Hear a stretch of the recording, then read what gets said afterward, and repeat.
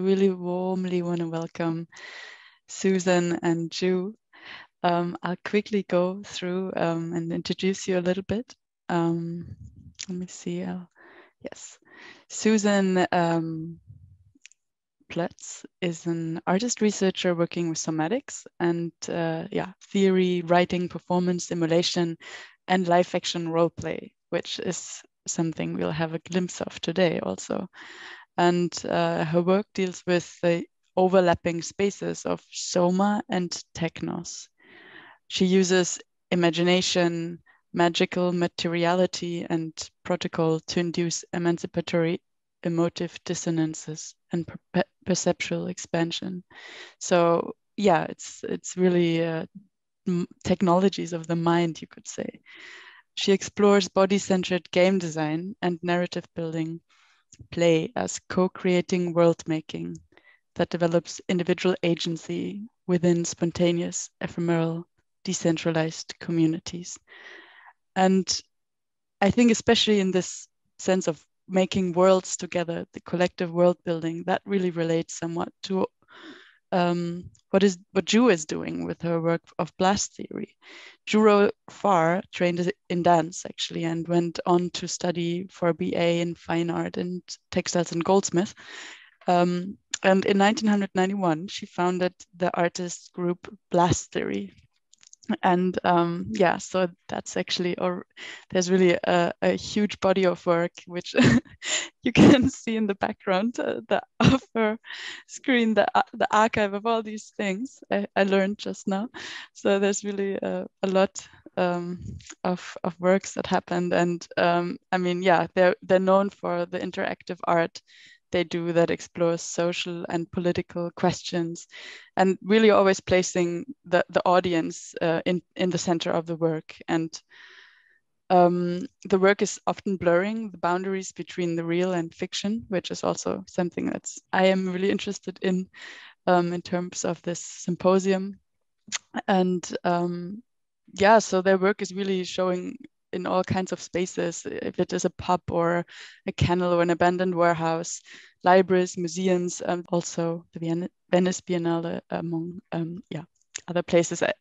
I'm not going to go through all the different places of show. You can also find the full bios in the on the website. But yeah, I just wanted to give you a really warm welcome. I'm super happy to have both of you here.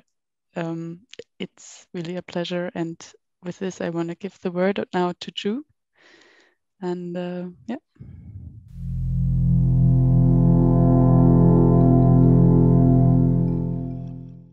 Okay.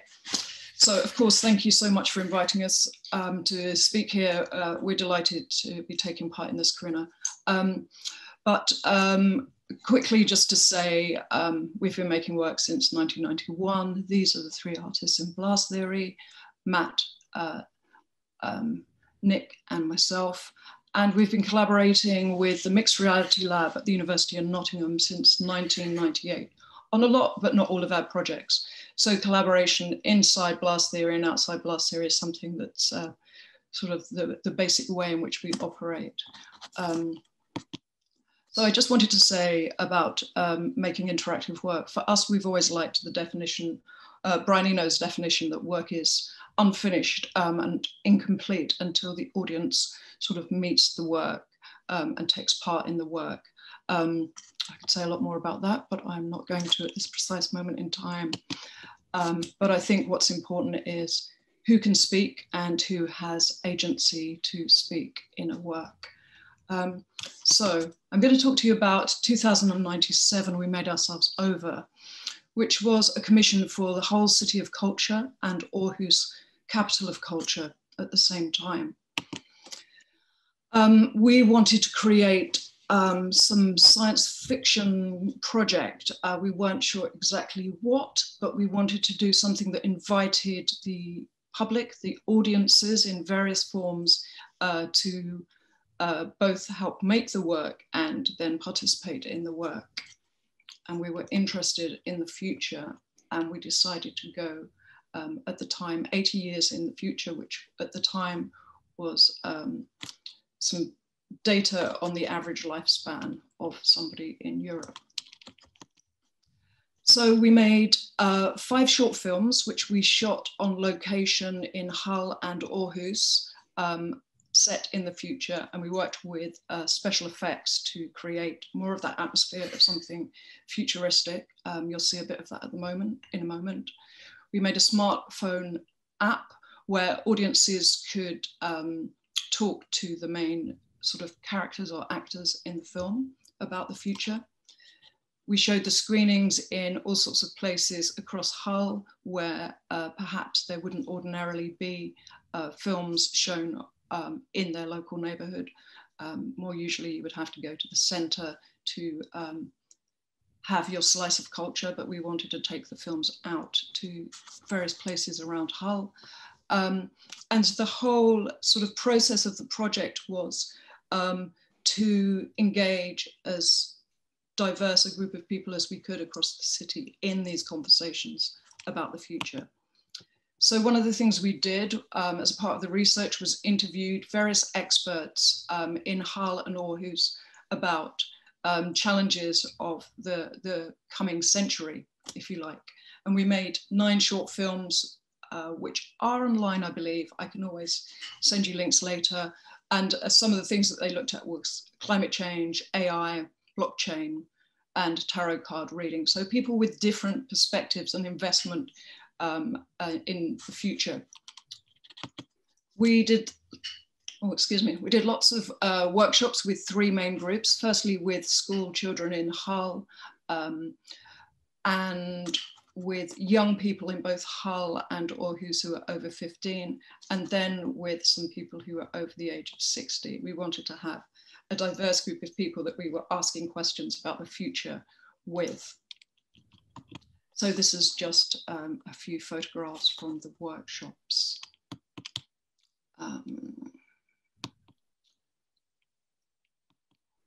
This one, you can see that we decided to jump people forward 20 years at a time to try to articulate those sorts of changes, because obviously it's almost impossible to do. It is impossible to do, but we were trying to do it in chunks or sort of bite-sized pieces where we could all go forwards and try to imagine 20 years and then another 20 years. I'm not sure whether that's successful, but that's just a sort of board from one of the workshops where we took the participants and ourselves forward that way. The filming in Hull and Aarhus in Denmark, in the cities, was made using local performers, local people who were not performers, local crew, and a mixture, obviously, of the Blast Theory team. And that was really important to us. Yeah. So before I show the video, which is in the chat window, I wanted to sort of just go a bit deeper into some of the things that were a part of the work. And one of the things which came out repeatedly in the workshops and for us was the idea that inequality, social and economic inequality in the future, how do we change that? And obviously it's a massive topic. We're doing it within a fictional piece of work, so we're not actually trying to do that, but we were trying to think about that. And people in the workshops and ourselves included were thinking really hard about, well, how can you make that change? How can you make sort of differences? And one of the things that we looked at were Shinto shrines in Japan, where there are certain shrines that are moved every 20 years to a different site. Some of the shrines have been moved over the last 1,000 years. One shrine keeps getting moved every 20 years backwards and forwards to a different site. And we thought that to us spoke about ownership and capital and possessions. For Japanese people, that speaks to lots of things, but also speaks to maintaining community and bonds and maintaining and developing skills of building. So we kind of took that idea on, if you like, and we made ourselves over every so many years, the city would be destroyed and built again. it's an unspecified set of years in our films, but the decision to do that is made by Hesse, who is a young teenage woman in her late teenage years. And we decided that young women who are going to live in the future in those cities should be the ones making the decisions about how society runs. So I'm just going to show you a quick clip. Hopefully this will work. And what you can see on the screen at the moment is in the sort of misty fog in the background is a machine which is coming to basically vaporize the city. Yeah, let's see if this will play.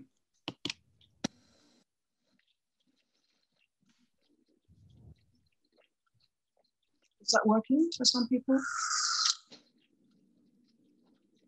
Yes, but there's no sound. Or the sound is really low.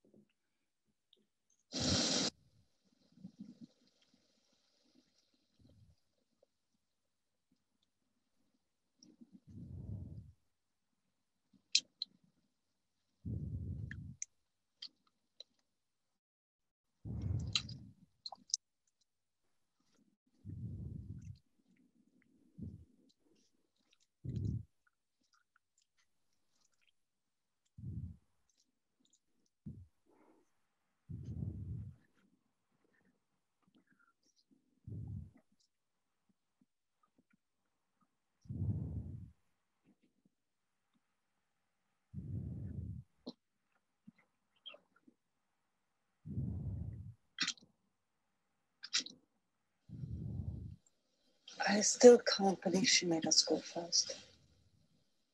It was all three of them. And besides, it proves the system. She chose her mother's district.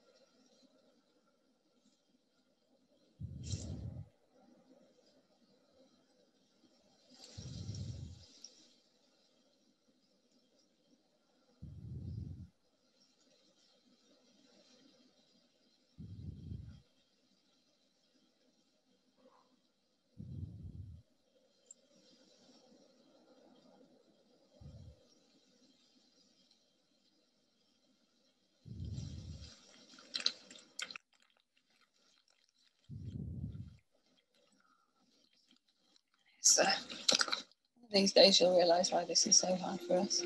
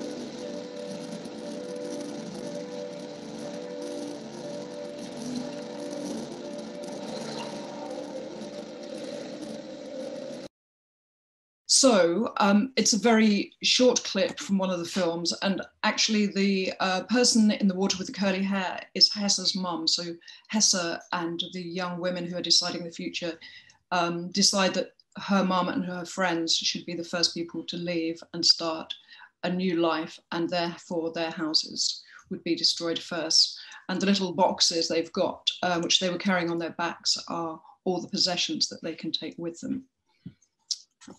jump through. Let's see if this is going to work. Okay, so here's just an example of some of the public screenings that we did in Hull, right out in the estates around Hull. They were also shown in a sports stadium in Hull, rather bizarrely, but wonderfully. And one of the things that is unique about Hull in the UK is that there's a system of white phone boxes, which are independent from the main phone system in public phone system in the UK.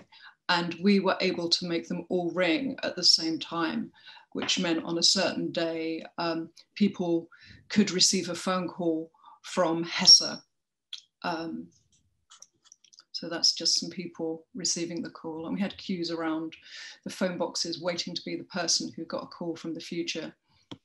And then a lucky few people were taken for a ride in an electric car which pulled up. So here you see the car pulling up and 2 people going for this ride.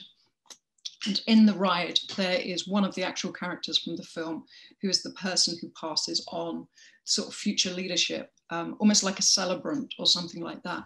And she talks to members of the public about who they think they could help make a change for in the future. So that everyone is asked about who that could be, what they could do.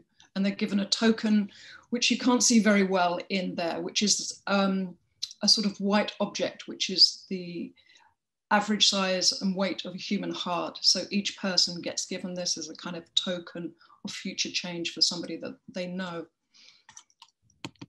At the same time, we did an event in Aarhus in Denmark. So this is quite a massive, complex project. There were events going off everywhere. But in Aarhus, there was an abandoned velodrome, and we thought that it would be a great location for the place where Hesse and her friends first made the decision to change the future. And so people there experienced going from the city in an electric car out to the velodrome. And they heard various sort of background information from Hesse and her friends about how and why they made those decisions. There was also an app, a very small app, where you could think about yourself in the future.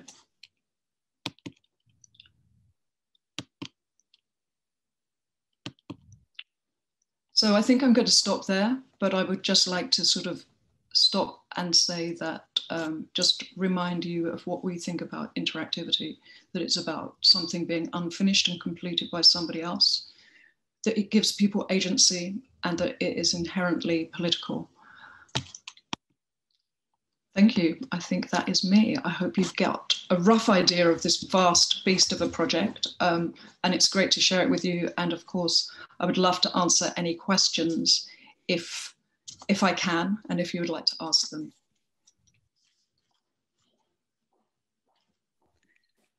Yeah, thank you so much, Drew. This is great. Yeah, so anyone who has questions. Yeah, watching it, I had a question like, it's super interesting how you have a mix between actors and then people who are not aware of what's going on. And as, for instance, with the telephone calls, it happened to be so that just passers-by, they hear the telephone ring and they pick it up. Or how do people respond to it when they see a car arriving from the future and they are invited? Yeah, how does the interplay work? Could you tell a bit more about that?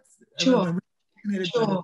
Yeah, thank you. I think because it was a part of whole City of Culture, one of the sort of benefits of having a work as in such a big festival is that there's lots of publicity about the work, which is great. But also we went to door in the houses in those communities with leaflets about the phone ringing and this thing. So it was there might be some people that were taken by surprise, but there were also some people who knew it was going to happen.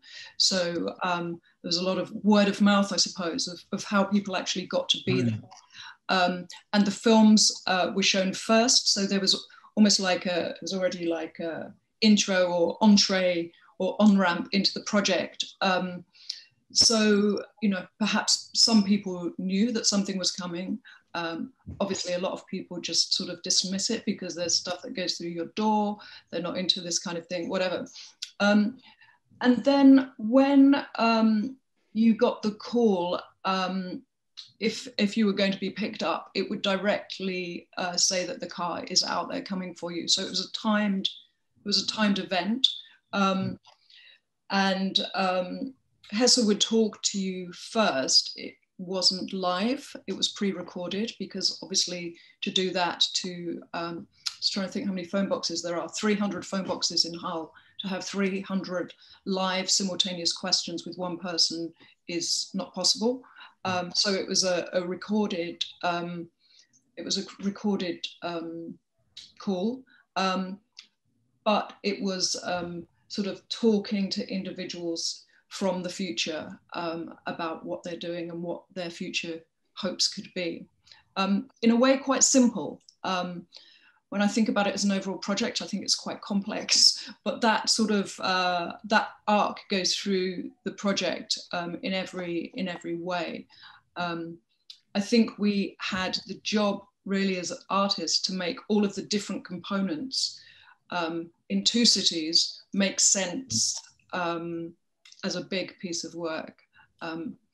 And we kind of named Aarhus and Hull together. We made a new city called Aarhull because we wanted the sense that these 2 things, even though they're very different, there's overlaps between the cities.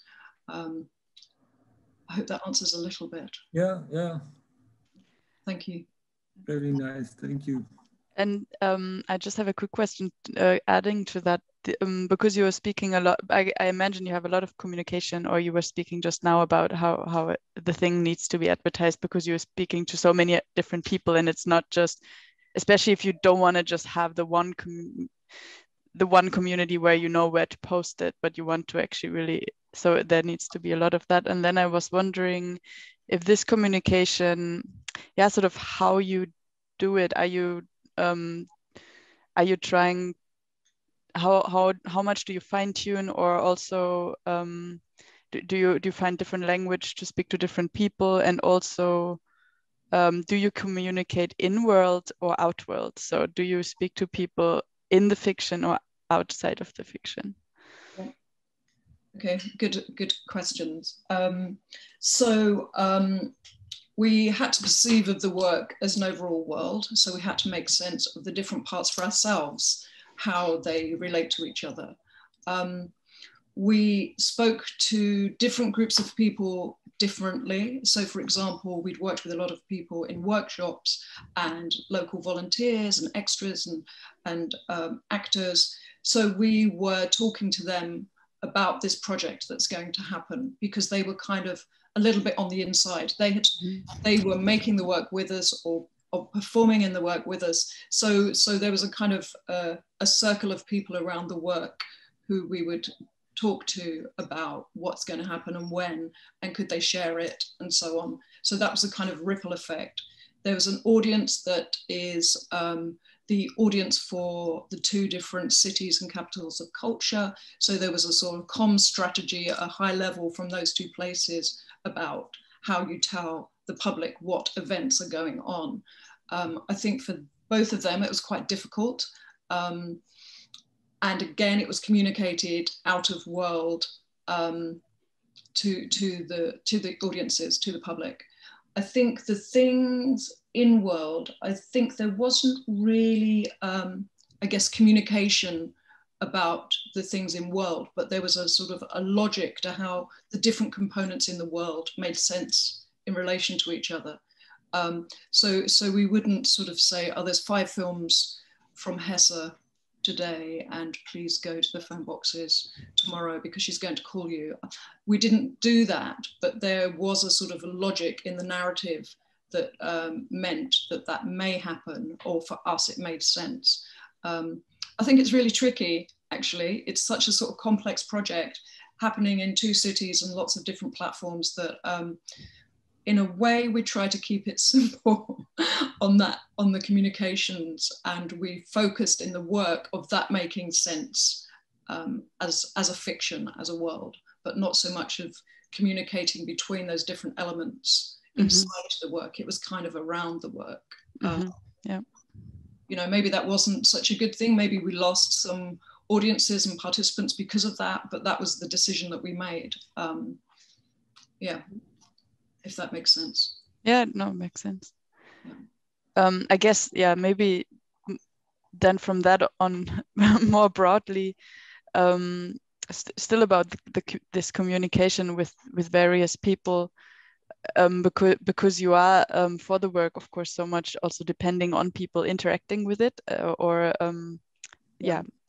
how, because I can imagine people need so different things to, or like how to give people agency, but how to engage people. Some people really need more open space, some people maybe need more instructions. It's so fragile, this and then if you work with a lot of people who need different things, how do you negotiate that? And I mean, you have a lot of experience, obviously, but yeah, it's important, and it's complex and difficult. But I think I think about it, or we think about it in a way where we would think about any kind of relationship with any sort of partner. We try to think about it from their perspective. What language and what place does that piece of communication need to be to make sense? So we do adapt and change the information and the language quite a lot across the different types of people and the different places that we're trying to engage, because, you know, the language isn't appropriate to maybe talk to school kids about sort of some high art concepts or something. You know, it's not, we want, you know, even doing the workshops, talking to 3 different groups of people. You know, you have the younger school kids, you have sort of teenagers, sort of / young adults who are about to step out into the world from education. And then you've got a group of seniors who have had quite a big chunk of life. So we are trying to talk in a language appropriate without actually sort of patronizing or overly generalizing, but trying to see it from their perspective, and to see what information they might need or where they might need it. How do people actually access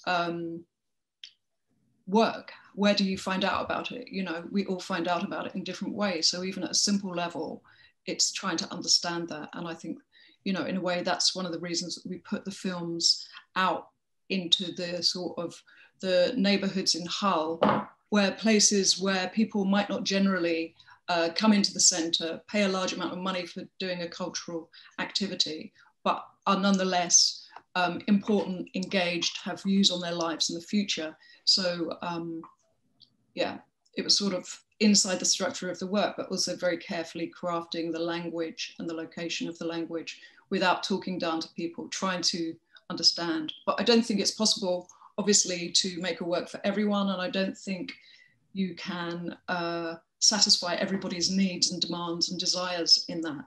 So, you know, probably lots and lots of people who didn't get it, as well as didn't enjoy it, of course, didn't understand quite how to take part. It's always a process that we are trying to improve and make appropriate to each project every single time, based on experience and some skills, but based on what that idea is right there in front of us. Yeah. And maybe digging a bit more into this design process, how to prepare for open spaces or uncertainties, how to sort of, do you have safety nets for yourself? Like, or if everything goes wrong, we will do this, or do you fully embrace the open space, or is there kind of structures that, yeah, that keeps everything on track? Yeah, it's a good question. It's a massive part of those kind of projects. There's no way that everything can go right for everybody all of the time. I don't think we believe that. And we troubleshoot and risk assess our projects very rigorously, both for the work behaving well technologically, perhaps, for the participants who are inside the work, who have helped make the work, so the people who are staging the work, if you like, for the performers inside the work, and for the audience. There's sort of, you know, I don't know if it's concentric circles, but it's almost like a kind of score of where it could go wrong for who at what point, and what would we do about it. So we've got quite elaborate, quite nerdy tables for each work where we do that, because it goes wrong, you know, like you can imagine, like the phones don't ring all at the same time, the car doesn't turn up, the car gets lost, it runs out of petrol, it breaks down. So even if you just look at the car, you've got this sort of thing that you need to make arrive on time in good condition. You need to make sure that all of the insurances are, financial insurance is in place, because you are taking members of the public outside of conventional live spaces or cultural spaces. So insurance and risk assessment for all of that is really important. Yeah, we kind of perversely love all of that stuff. And we're kind of, in a way, because we are looking for the things which will make it go wrong, for the things that will break the fiction or the narrative, the things which will jump people out of it. And that can be anything like using a device, and it's some device that people don't use every day, or they're using their phone, and how do you tell people how to do that without making it sound geeky and nerdy? You know, the language around everything is really carefully thought about. But yes, of course, things still go wrong. And in the background, you know, I always think it's a bit like a swan, you know, that you try to have this elegance on the surface, but underneath your feet are paddling like maniacs. And, in the live event in Hull, in Aarhus, sorry, we had so many devices. You know, we had, I don't know, 25 devices or 30 devices, and there's 5 people that can start the experience every 5 minutes. So we've got a finite number of devices, and we're trying to make this very smooth thing where people walk around in this beautifully lit velodrome, and on the edges of the velodrome there are people who would take the phone right at the end of the experience, run around the outside of the velodrome and take it right back to the beginning again. So there's always that going on. There's always, and I like that too. I like that, you know, it's not hermetically sealed, that technology and the tools that we use are right across the spectrum, from no tech and humans and running and sweat to sometimes more specialized technology. But yes, it's difficult, but we love it. We love doing that, because we imagine ourselves as the member of the public. We're also audiences. We also imagine what we would want to happen well and smoothly. And we try to do that as much as possible, so that people aren't jumped out of it. We want people to stay in that world that we've fabricated for as long as possible, for as well as possible. As well as possible. So it's strange. Yeah, that actually relates very much to what I wanted to also ask you, and that I guess is also something that could even segue somewhat into the conversation now, because it would also be something where maybe Susan can also speak about, which maybe I will just quickly interject, because there is a question in the chat. Susan and Ju, did you work together? I guess that can be a quick answer. No. Not yet. Not yet. But who knows? And I was curious now to hear from you, but then maybe Susan, you could also speak to that. How does the debrief work? So you create the space, the fictional world also often, and then how much do you let people go off with that and sort of debrief themselves, or do you create space for that together with people? And also, is it important for you, or like maybe just speak a bit more about that? Shall I just quickly answer on that piece of work, and then yeah. I think the on-ramp and the off-ramp in works is really important. How do you first get introduced to it? How do you come to the work? How are you brought up to meet the work? And similarly, how do you come off? What's the off-ramp or the afterglow, if you like, I think. And in this work, we deliberately didn't have a debrief space. For example, in Aarhus, you have a ride back to the center of the city. So for us, that was a space where you could perhaps decompress and think about it, but it wasn't a space where you could maybe share it with other people, although you're all dropped at the same place. So there would be people milling around. We wanted to leave people in a kind of slightly otherworldly state, but usually we have sort of debrief spaces as a part of the work, and perhaps it was the car on the way back, and perhaps it was thinking about it just yourself without somebody else. But I think those spaces are really, really important. And you know, the bar after going to see a piece of theatre, or the foyer or whatever, they're really, really valuable.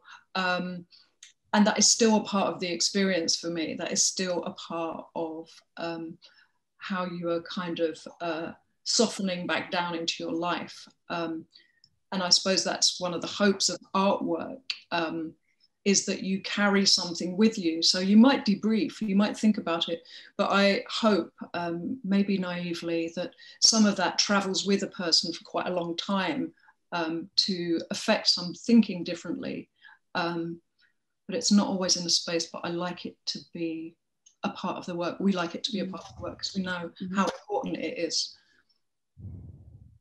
What about you, Susan? What do you think? Yeah, thanks.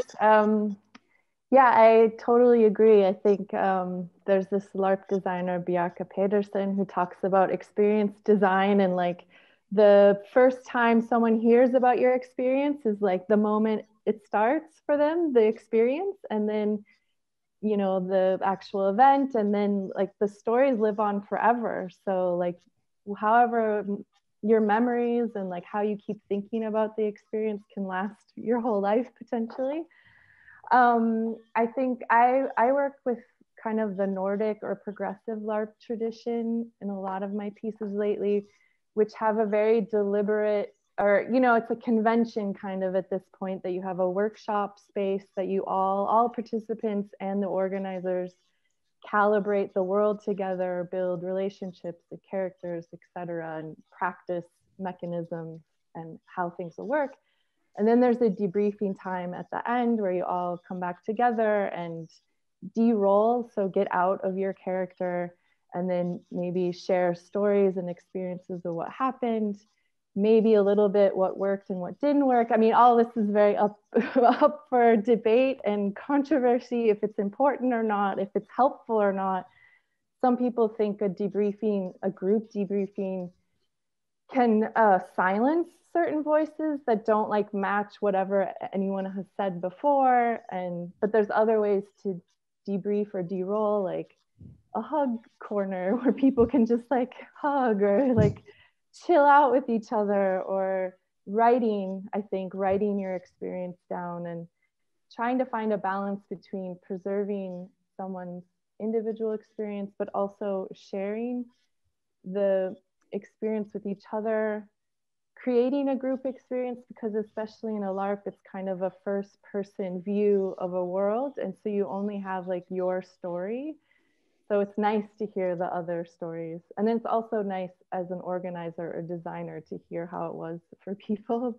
Personally, that's why I like debriefs, because I'm usually not LARPing with people. So it's nice to hear that. But I think I somehow appreciate that about LARP, that it's very deliberate, that there is this debriefing, sharing space, and but yeah, like you said, there is this like talking in the bar after a movie or whatever, like this can happen like in a less formal way as well. I think it's interesting when you said about in debriefing sort of sessions that people's voices who perhaps aren't as upfront in that space as other people, and that can be a challenge for some people. I think about that a lot in terms of doing rehearsals or work in progress and doing feedback with people who have come along to test things. That really sort of chimes with me, where we do tests and we structure the feedback in those tests very deliberately with people individually, because we found in the past that the people with the most to say and the most confident, etc., their voices come out, and that a lot of people will go, yeah, I think that too. Where actually that might be partly true, but we actually want to hear the nuance and the difference from individuals. So we try when we can, when we're testing work, to do those feedback sort of sessions, sort of with individuals, which is a bit labor intensive, but it just made me think about that when you were saying that. Yeah, there's certain ways to structure debriefs too, like you said, like guiding with particular questions. And I think I've learned this for Nordic LARPs, and also things like authentic movement in dance, where you just like say what you observed and there's no judgment, like in authentic movement. Or I think in a lot of LARP, there's an idea that you just get to talk for 1 minute and no one responds to what you say. And there's like, you cultivate a tone and a feeling of like, I can say what I want here and no one's gonna hold it against me. But I also think that's cumulative. Like you might start to feel that way after having a few experiences. But if you have a bad experience with that, you might not want to do another LARP again. I don't know. It's just, yeah, it's like, and there's certain feminist, I think, protocols for that too, like the silent critique, or like going around and writing down what you have to say and like passing it, or everyone, so that everyone can contribute to that instead of, yeah, dominant voices taking over. And yeah, and it is very much part of the work. That's a very important part of the work, if that's needed within a particular piece, isn't it? It's really, I can imagine. Can you tell me, like, I know a fair bit about LARPing, but you were saying then about progressive spaces or progressive LARPing. What could you describe the difference between non-progressive and progressive LARPing? I don't know what that is. And yeah, being a bit dim. And there's other LARPers on this call too, so they should feel free to jump in. But I mean, there's a lot of different genres of LARP and different ways that it's conducted, and like different countries have their own forms and ways that it happens. And I think traditional LARP maybe was more focused coming out of the tabletop role-playing game, or like Dungeons and Dragons, and there might be a lot of like focus on a goal or combat, and like taking a lot of the mechanisms from RPGs, like point systems and that. Like I don't even know so much about it, and it's very rule heavy. There's lots of rules to get through, and I think Nordic LARP, and now I think it's called, or there's people trying to think of another name for it, because it's not just in the Nordic countries anymore. It's kind of all over the place now, or free form or freestyle art. But for me, that has a particular genre attached to it almost. But there was an emphasis on making it more like a character driven, like lots of character development, less rules, like simpler to play. So there might be mechanisms, but they're easy to enact. There's not so much focus on like points and competitiveness. There's more focus on co-creation, playing to have an interesting experience, not playing to win, or playing to like lift other people up. So like focusing not only on your story, but other people's stories. And just that LARP could be an artistic or political expression, and not just about fantasy or escapism, or that you could have both, and that you could make a LARP about anything. So kind of drifting away from fantasy worlds and exploring whatever kind of world that you want to. So that's what I mean with progressive. Great, thank you, thank you.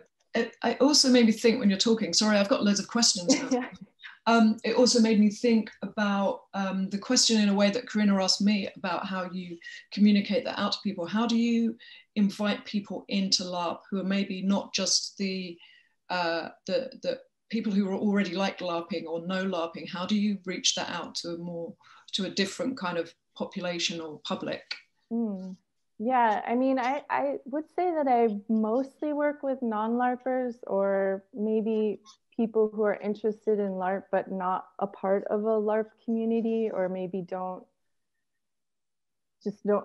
have a LARP community, or don't interface because of maybe the aesthetic or subject matter differences sometimes in what the LARPs are about. So I guess it's about making an evocative world, like in the pitch or the marketing. And I think that I connect with people who are interested in the subject matter that I am covering, and the method and the methodology that I'm using, like more body-based, or exploring like the kind of science fictions or fictions that they're interested in. I think transparency is always key, whether or not the person is experienced in LARP or not. Like, just making sure that people have a fair sense of what they're getting into, and also that they can opt out at any time, which I think is, you know, big in LARP, at least in the progressive or Nordic LARP world, that you can always leave. Like it always should feel voluntary, and that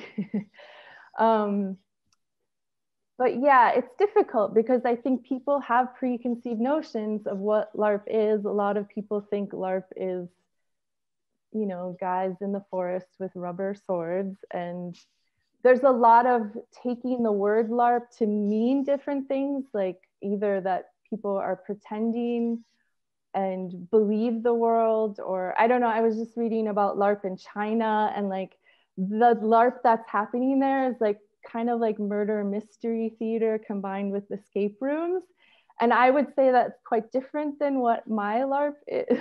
My LARPs are very different. They're more like performance art or weird experiences.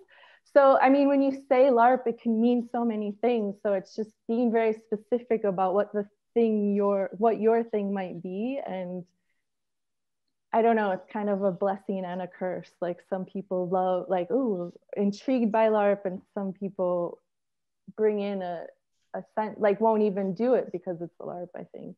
So if I called it something else, maybe other people would join in, I don't know. Yeah, I think it's curious, that thing about how you describe what you do to engage or bring members of the public in. And we very consciously sort of play around with those kind of labels, I guess, if you like, of what things are. And one of the things that often happens for us is after we've done a work, after we've marketed it and performed it, etc., we suddenly realize, oh, that would have been great for single dads on the weekend with their sons. Why didn't we, or could it have been, and why didn't we sort of target that group of people? You know, often we can kind of see it with a bit more distance and notice that perhaps the sort of the weirdness of the works that you make, that we make, is actually connects to other cultural forms, and sometimes we just can't even see that from the outside. And you know, it's sort of, for me, it's about whether you're prepared to describe the work in different ways, isn't it? In a way, you know, to give people handles. But yeah, we've often have that afterwards. We go, oh yeah, that would have been a really good idea. We might have got a different kind of audience, or an audience that would have really hoovered this up, but we sort of somehow were blinkered or blindsided at the time to not notice that. Yeah. I have a question for you, Ju. So I wasn't quite sure, the workshops you did, did they inform the films you made? You made them before the films? Yeah. And then did the groups that you gathered around the films, like either the production of them and the workshops, did they continue on after, like during the project and beyond, or? yes and no. So all of the sort of workshops and research and stuff we did before, and we did it before we really settled on the kind of fiction, the complete fiction. So it was kind of drawing from those sort of research and workshops very much. I mean, we obviously had some ideas once we realized that we were going to go 80 years into the future. Those sorts of things was, it wasn't just using what people had given us, because I just don't think we would ever do that, because we collaborate as three, and it's our sort of orbit in a way. The people continuing through the project, some yes, some no. It's kind of been interesting because in a way, different parts of the project required different people and different engagement. So even the volunteers from Hull City of Culture, they helped from a sort of distance, sort of put the work together. Then they helped gather people into the project. Then they helped bring people to the films. So they sort of progressed through the project in some way. But since then, we've sort of almost jettisoned off from that. So we don't really have any contact with people since.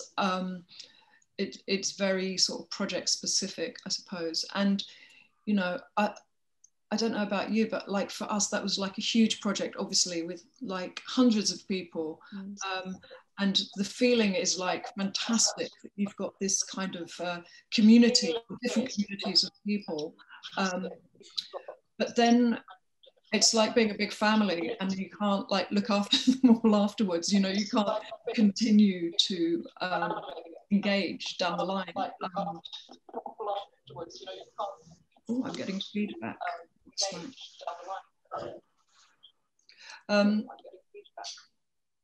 Yeah, I mean, I think one of the things though that continues for us is actually the learning from working with those different groups of people. I suppose that's the main thing. Can you hear the feedback? I think it's, yeah. What is that? Okay, let me just turn it down to see if that is even better. So I think that's one of the things that we take through that journey and we take into the future. We try to learn what we've learned from working with different groups of people. In Aarhus, we had 40 volunteers who were over the age of 65 who drove the cars. And I didn't realize until that point what people could get out of our projects from that age group in a way. And they were so, like, they were sort of almost nurturing or motherly to us. They were really sort of looking after us a bit. And they were doing more than just being volunteers. They were almost role playing. You know, we had a guy driving one of the cars, and he always spoke in a certain way. He always said things a certain way. We hadn't told him to say anything.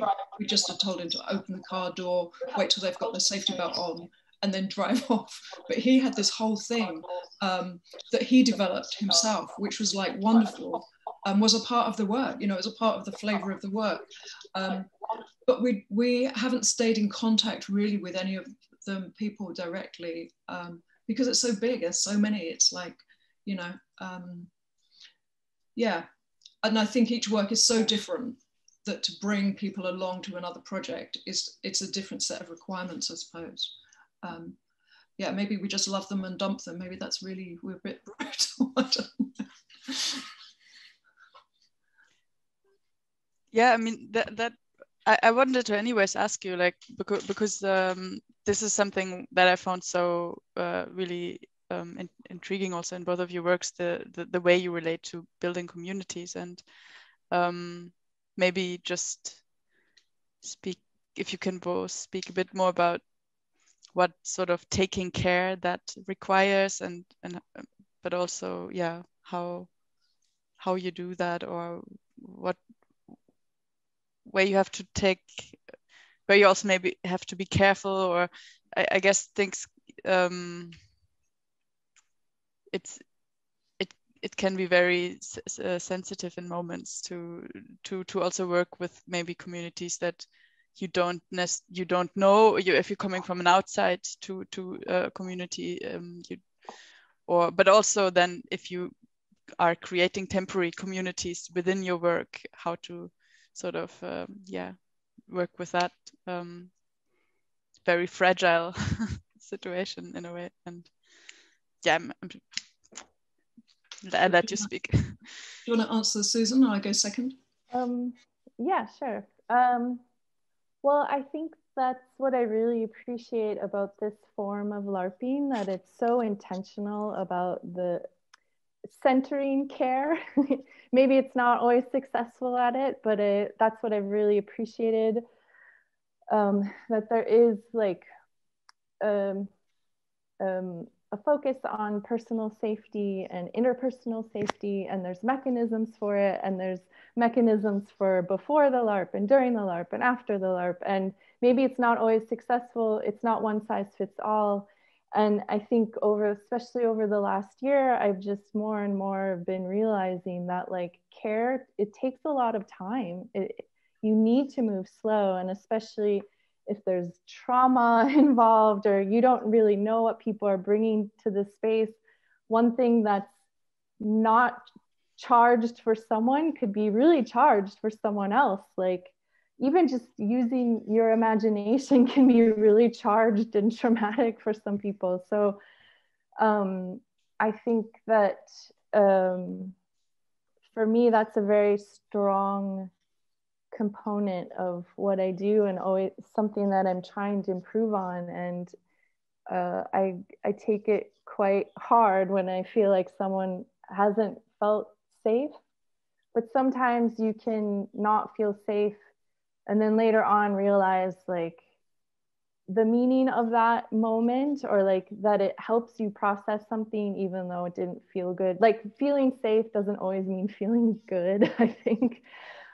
Which is the hard thing to sort out also. But I also think that taking your time and going into a place that doesn't feel good and then coming back out of it, like taking breaks, I've also learned the lesson of that. Like you don't have to like charge right into something that feels bad. But in terms of like then creating a community out of that, like for me, I don't know, maybe Carina, actually, like you can talk because you've been a participant in at least one of my things. Like somehow that space creates you just create a different space to connect and form social relationships. And I think like a few LARPs that I've run like have really, I've seen over the years like people interacting with each other that probably met at my LARP, or like people started dating after doing some of my LARPs. Like, so I'm just like, that to me is like really beautiful. It's totally unquantifiable, like, but it's like that to me is like probably the most beautiful part of the things that I do. And I don't know, I can't take credit for it, but I like, hopefully at least the tone in which it's been set before and during and after can and help create that. But I think I appreciated, Ju, what you brought up with like maintenance in your piece. And there's just like maintenance labor is really like unvalued in our culture. And I think there's a lot of maintenance to like what you're saying, like maintaining these communities that happen temporarily, like, but maybe there's not, they don't need to, it's decentralized in a way, like they don't need to retain their like exact shape to live on and still create a sense of connection, I think. Yeah. I mean, I sort of totally agree with a lot of what you're saying. And I was sort of writing down like why communities, and I was, you know, in a way, for me, it's something about communities is why interaction. And I feel like as an artist or as a maker, I feel like we might have a proposition or a vision or a shape, but we don't know everything about the subjects that we're dealing with, the individuals that are coming to the work. So I think that probably that's why our work is interactive. I think that we're not going, yeah, we know everything about all of this. And so the community is kind of an invitation in there, into the work, to have a conversation within the work, to have a dialogue with the subject, perhaps with us as artists. So sort of communities within and around the work can be very different, but I think it comes from a sort of position from our perspective of, you know, we might be interested in something, we might have a shape or a vision for something, but we don't have the answers. And we want to learn, and we want people to be curious too. And the communities afterwards, I think you're right, like to maintain that shape isn't the invitation that we've necessarily made in the work. You know, maybe the community or the essence of the idea is then dispersed outwards as a sort of a weird set of invisible community contact or something that that people then have. Yeah, and I think the care, you know, I think in LARPing, in immersive work, in lots of participatory performance work, as an audience member or as a participant, you invest quite a lot, and often people are very generous and invest into the work. And you know, as an audience member, I know that what I want out of something in a simple way is I want to have the best experience, the best value for money, if you like. I want to feel like I've spent my time well. And so I will invest kind of trying to kind of imaginatively go where this beast is taking me, because I'm trying to understand it and absorb it. And I think that people are trying to do that too. Other audience members, that's what we're trying to do. We want to have a story to tell somebody else about, I did this LARP on the weekend and you'll never believe what happened. I went in like this, I came out like that. It absolutely spun my head around. You know, not because we want to all shout about our lovely experiences and the way we spend our time, but I think storytelling extends beyond the work in that way. And the investment of an audience member or the investment of a participant or the community is beyond valuable in a way, and hard to measure, as you said, hard to quantify. You know, but I'm as grateful for the 40 car drivers in Aarhus and their sort of fictionalization of it and their involvement in the idea, as I am as a performer who's maybe trained to deliver a script in a certain way and so on. I think that there's lots of ways of being involved. There's lots of types of communities within a work. There's not just a community, I think. Yeah, and to take care of people, you know, I think that's the bottom line, isn't it? You know, I think if you know, if we're not taking care of people in an interactive work, then, you know, kind of why are we doing it? Partly, it's not about mothering people. It's care in a rigorous way. It's care in an intelligent way. But then there's some practical care as well, because yeah, if you do something with teenage girls in Hull, you need to have a chaperone, bottom line, and you need to think about that, and you need to budget that, and you need to do all of those things as well. But I think it comes from a place of genuinely wanting to care for people and to make sure that people have the best experience. I think that's what care means. Yeah. Hopefully not psychologically disturbing people, but expanding.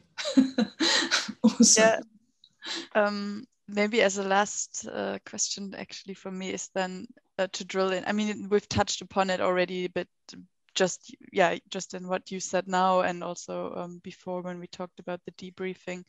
But you are both, building these, or you work both with building or playing in speculative worlds, and I wonder what you find that enables, and also related to that, to which extent bleed is part of your work, or the moment where this speculative fictional world bleeds into the world that we live in. Shall I go? Yeah. So, speculative worlds. Yeah, I think that we are building fictions. We are making fictions. That is one of the jobs that we're doing. And I think that we're being speculative about possible ways of thinking about things. So, you know, my hope or our hope as Blast Theory would be that some of that thinking transforms or bleeds or blurs into the space beyond the fictional space, the fictional world that's been made. You know, as an artist, you know, I mean, trying to make something that has some impact. But I think that's the bleed. I think that's the maybe just a slightly other way of thinking about something. And I think when you make fictional worlds, maybe you make a bigger scenario where people can move around in that and see lots of different possibilities. I'm absolutely convinced that some people walk away and that drops away immediately. And I'm absolutely sure that some people still think about it and it impacts what they do in their life 5 years later. Just from word of mouth experience from some of our projects. But I don't really believe in hard boundaries. I believe in porous spaces. And I believe it's very hard to know when something stops and starts. And I think that's true with fiction, with thinking, with possible ways of looking at your life. So for me, all of those things are something that I deeply believe in. It's about imagining other ways. And I think if I couldn't do that, wherever that happens in my head, my body, my mind, my brain, this thing, and within cultural experiences, I think it would be very barren for me. It's kind of hope, it's kind of change, it's kind of sharing, without this all sounding incredibly hippie, but I think it's the important stuff. It's the important stuff.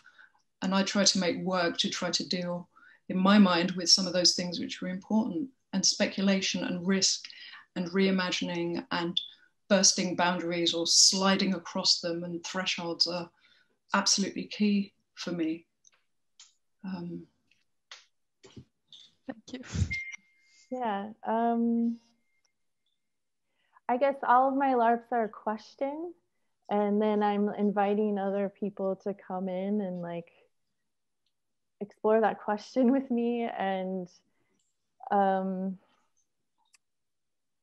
guess the speculative, I don't know, there's this, I don't know which group it is. It's like this indigenous group who look at, like they say you like walk into the future backwards because you're only looking at, you can only see the past.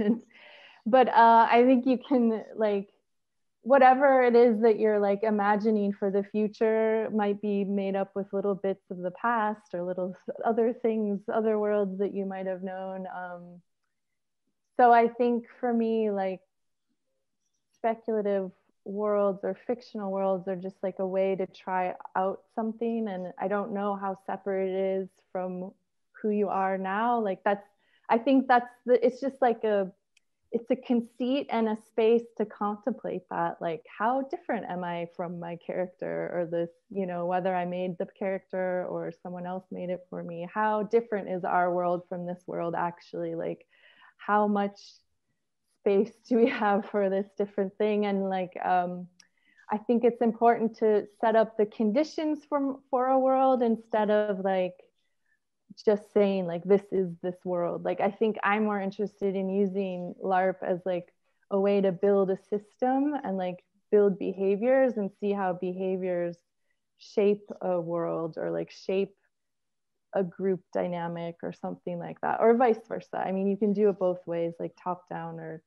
bottom up, I think, or like all of it kind of happening simultaneously. So I think for me, like Bleed, it both does exist and doesn't exist, but it's like, I think what's the most interesting thing about like creating a world where you're like, okay, we're pretending to do this other thing, we're just deciding this, like it gives you the ability to oscillate between like real and fiction, and that's really powerful. And even if you think about bleed and then also immersion, like having like space to reflect is more powerful almost than like feeling immersed or feeling like you don't know what reality is or not anymore, because it gives you the chance then to modulate your experience and like steer things. And I think that's a very powerful tool for people in a fictional space and also in their real lives. Like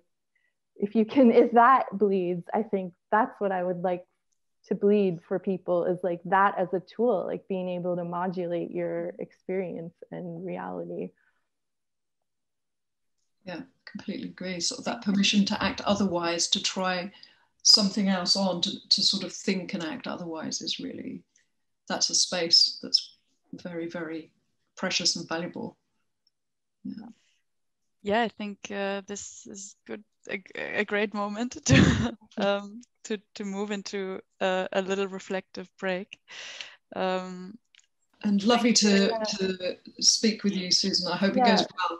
Thank you. Thank you so much. Ciao. Bye.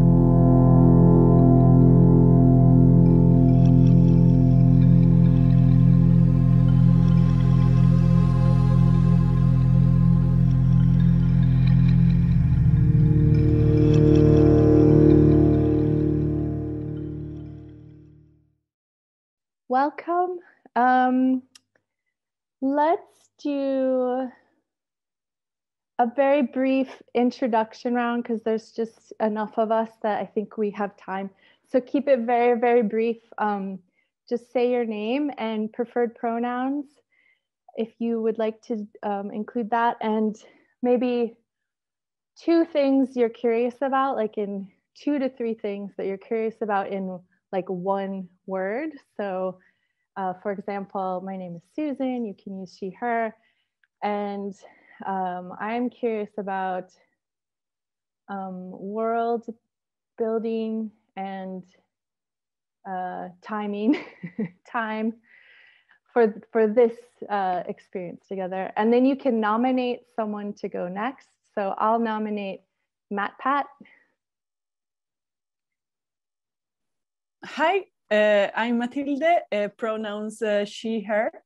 I'm curious about reality perception and magic.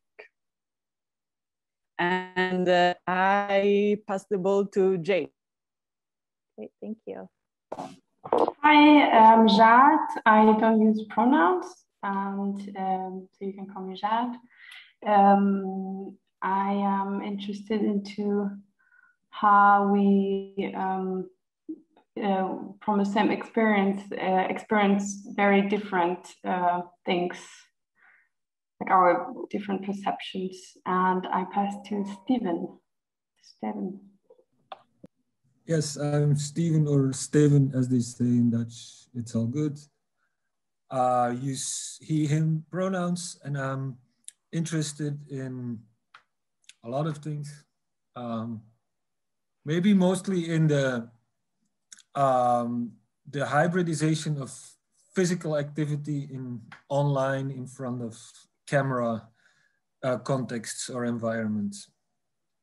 And I'll pass the word to Alice, if I pronounce it correctly. Hi, I'm Alice, and I'm pronouns she, her, and I'm interested in creative and investigational possibilities of drawing, and also like experiencing multiple realities and subjectivities. And I nominate Nick next. Hey, I'm Nick. I use he, him, and I'm interested in symbols and summer. Can you nominate someone, Nick? And I nominate Carina. Hello, I'm Carina, she, her, And for this exercise, I'm very curious about remote viewing. And I nominate Gerrit. Hello, I'm Gerrit Reininghaus from Germany. I use he, him pronouns. I am interested in live action online experiences and especially on telepathic or subconscious communication. I nominate O.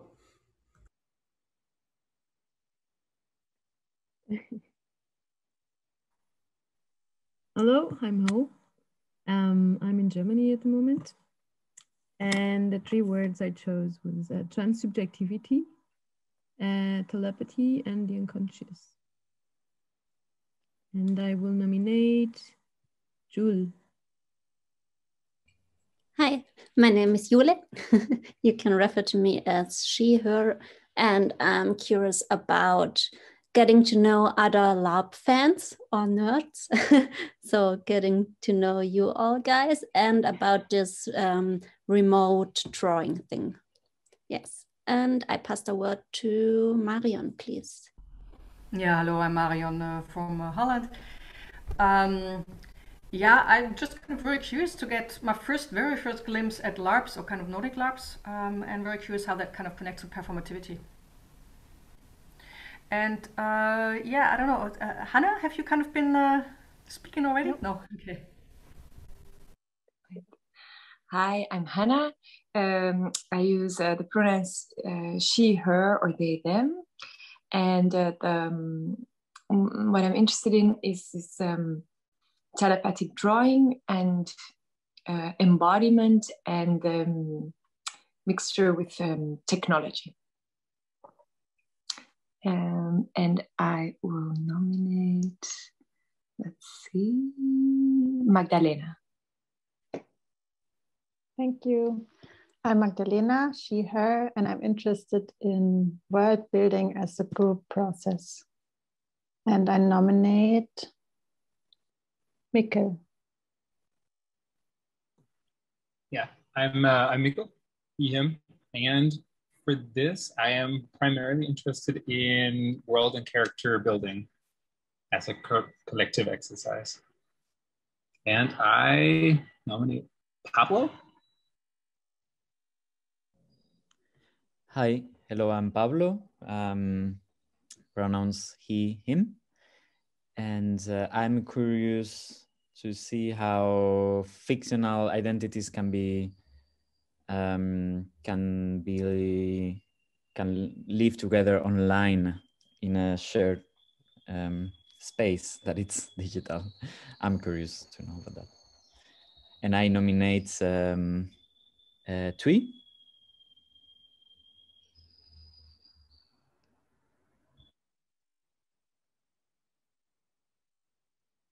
Great. So Tui writes, Tui, Stephanie, pronouns she, her. I'm interested in community and collective creation. Great. And then Federico is last, I think. Oh, yeah. Thank you. Yeah, I'm Federico. Oh. Yeah, I'm with Pablo. Oh, okay. Ah. So I'm Federico. I'm married to Pablo. And I'm interested in, I've never played a LARP and I really want to play one. So yeah, basically that's the main interest. Great. Thank you, everyone. It's really nice to just get introduced a bit. This is not a full LARP. It's more of a character creation, world building / and then also a bit of a relationship building and exploring a main mechanism of a new LARP that I'm working on right now. So just for a little bit of expectation management there.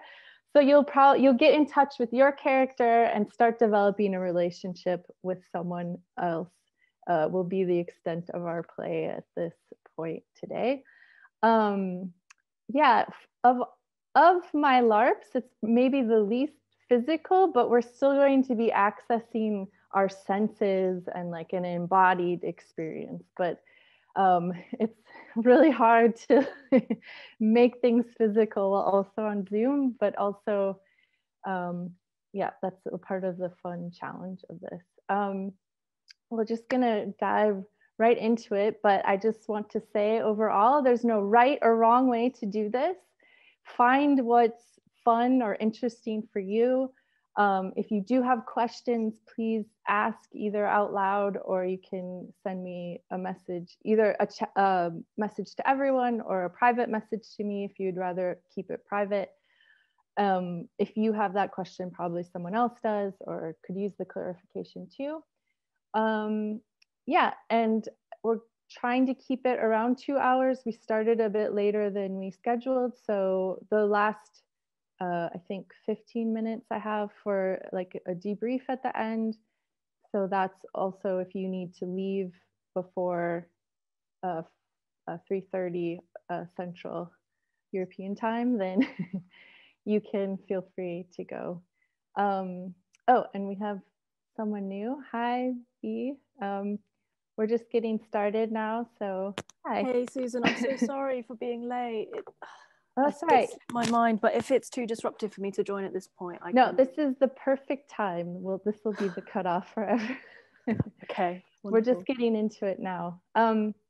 So that being said, we're going to go into the process now. So we'll do a little like group calibration game, and then go into doing a really brief envisioning and a sensing of what this world is of PSY-SOMA-TEK. And I don't have any hard boundaries around the world, except that I don't really want it to be a fantastical place. I want you to think of it as a very near future. Like I want you to think of, so I've described it as, so it's this institution or a group that's been founded in a time of crisis, and they seek to create sustainable somatic technologies in a world where the technocratic superstructures of the old order have started to fall apart. So that old order is like our world now. And so I want you to really think about the technologies and the world in which we live starting to fall apart. Maybe not everyone's aware of it, but you are, like this group of people is. And so nothing too far away from what we might be able to imagine happening now, if that makes sense. Yes. I want you to really be able to imagine yourself in this world as you are now. Yeah, are there any questions about that right now, just before we really dive into it?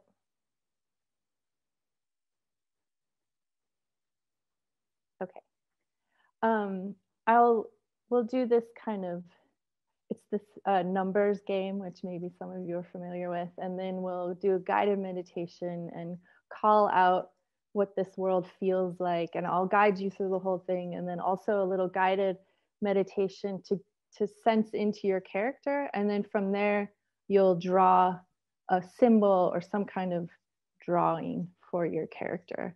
And then with that drawing, then you'll go into a breakout room with someone else, and you'll telepathically send your drawing to the other person, and they'll like record what they receive from that, and then you'll switch roles. And I'll try to guide you through that process as best as I can. And since you're in the breakout rooms, you'll probably also have to kind of figure it out how it works for you. But depending on the numbers, it's an even number now. We'll see how it goes, but I'll be available somehow for questions during that. And then we'll come back and talk about how it was. Are there any questions about that and the general structure before we begin?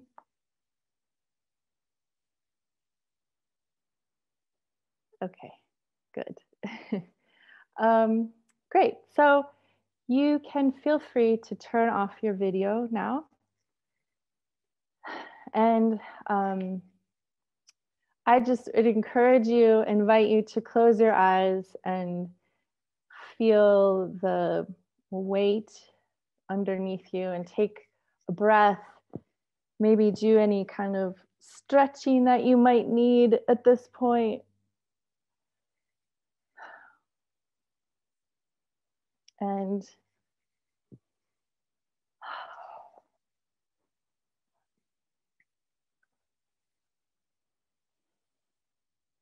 so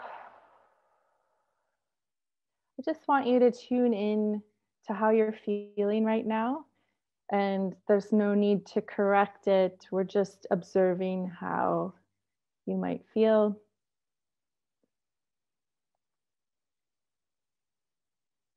This is a very important part of tuning into our telepathic abilities and intuitive abilities. And the number one skill to use is just being receptive to what is there.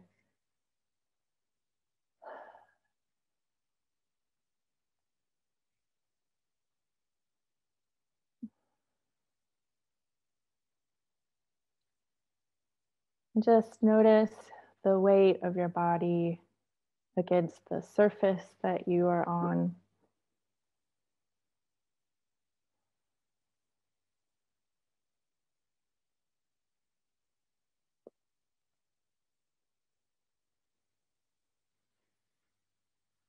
And we'll just tune into all of our senses right now. So with touch, I encourage you or invite you to rub your hands together and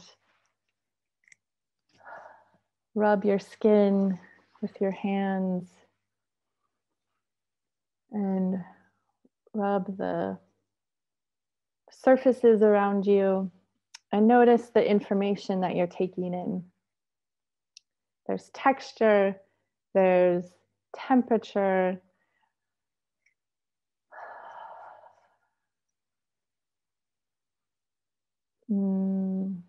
proximity, so how close you are to something. If you're close enough to touch it, there's different ways that it might be close to you or not.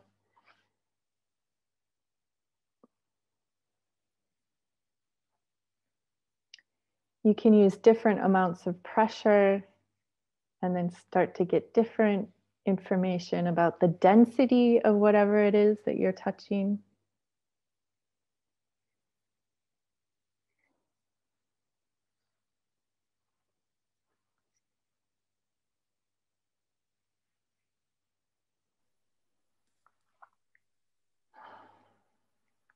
And still with your breath, you can notice how things smell. So this is the chemical information that's coming in. You can maybe move around your environment or pick up objects and smell them.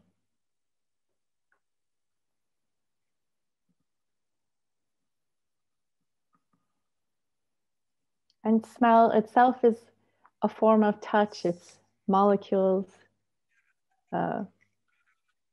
touching your nose hairs, olfactory glands.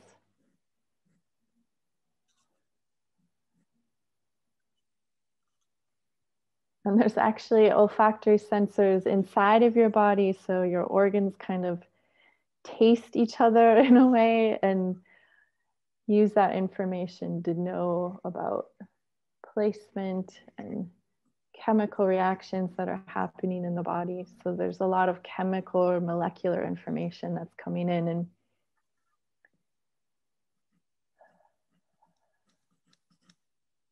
you don't have to consciously know that information. You can just kind of notice how that affects you as you bring that information in. And that's highly connected to taste. So we have taste. You might be tasting the inside of your mouth right now. And that's also a kind of chemical information. When we're eating food, there's also a textural information, density, temperature. It has a lot of alignments with touch in that way.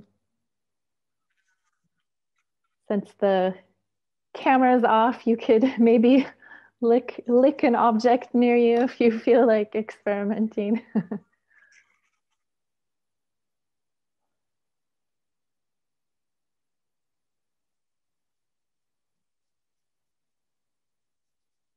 There's proprioception information. So this is the sense of our weight,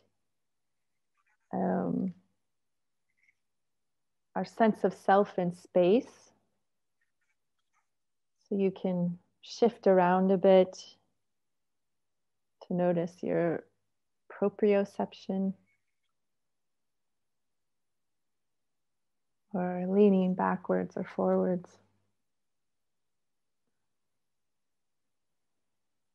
And last but not least, you can invite the sense of vision in.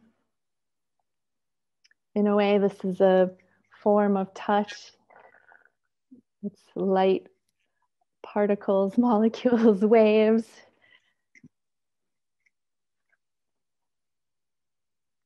And what information do you bring in from vision, and how is it affected by the information that you know from other senses? So texture, this time bring in shadow and light, colors.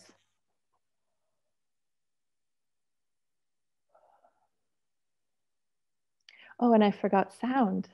Very important for this part of the activity. So notice what your ears are taking in. And you can also maybe take one earphone out if you're using earphones. And notice how that affects what you hear.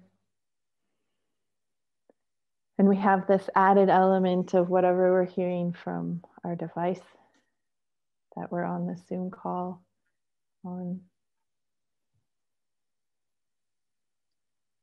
If you go back to touching something with your hands, you notice that there's a sound too generated by touch. If you move your head, then there are sounds generated from our sense of proprioception.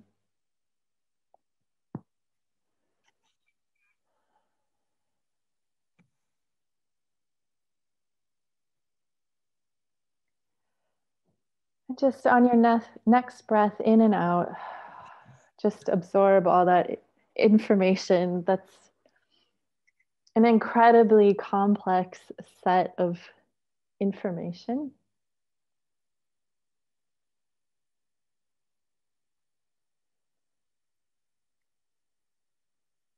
So in telepathy, it's important to bring in all the sensory information that's coming in.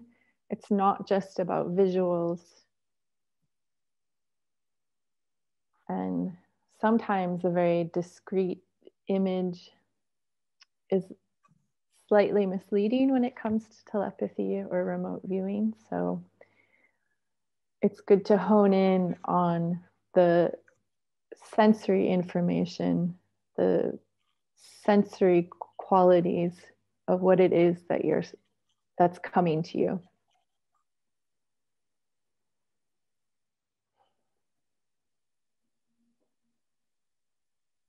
So now we'll do a little group calibration exercise. So we'll be doing this counting exercise where we go from, we'll do 1 to 16 today because there's 16 of us with me set aside. So we want to count from 1 to 16, one person at a time. And you really want to sense in to when the next number comes. So you'll all have to unmute yourself at this point. And I don't know if Stephanie, there's an issue with your sound.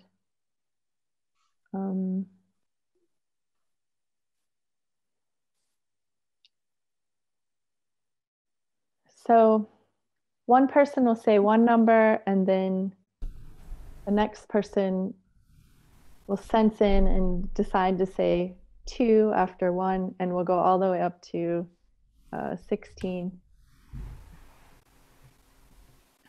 And then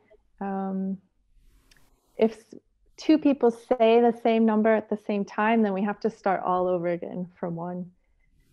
So, and we'll all take a deep breath in and out to start it. So everyone take a breath in and a breath out.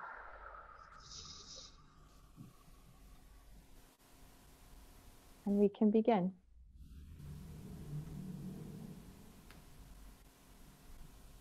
1.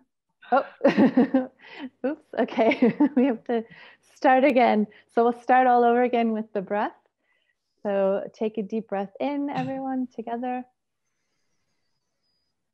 And out.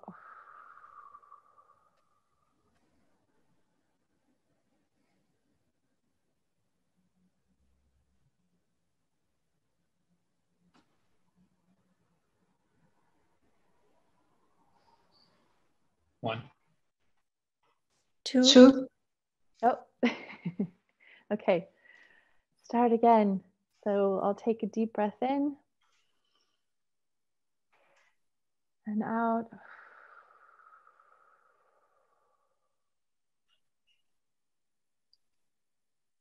One. Okay. Start again.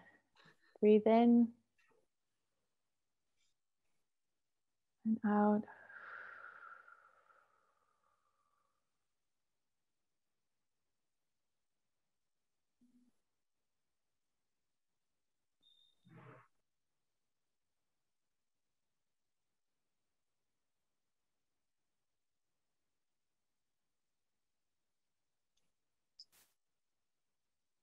One. 2. 3. Oh, that was, I think, close enough to start again. In a way, maybe we're too in sync because we're saying the numbers at the same time. Okay. Breathe in. And out.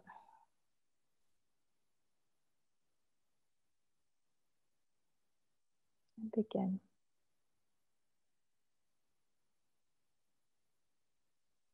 1. 2.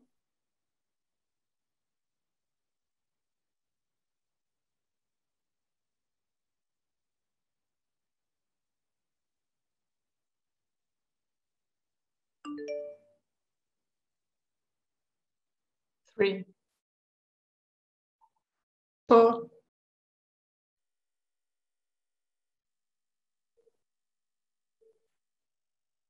5.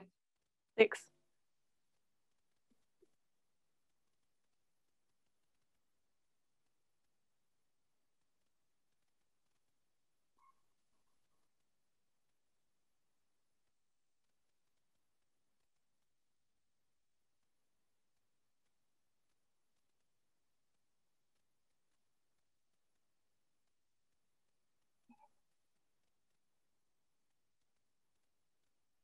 7. 8. 9. Ooh, I think that counts as a start over. You're doing so good. Okay. So breathe in. Out. And begin. 1. 2. 2. Oh, I think that counts.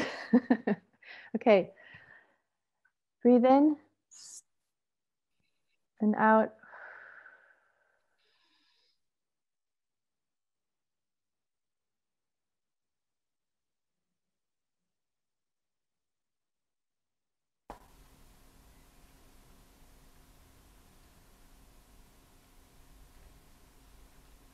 One.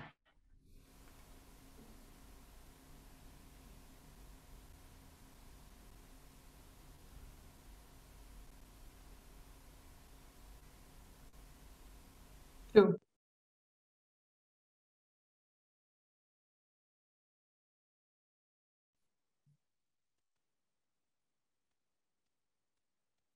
Three.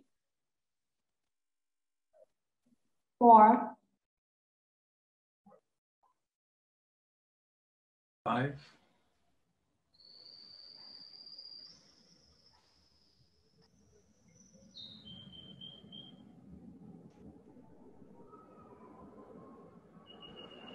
6.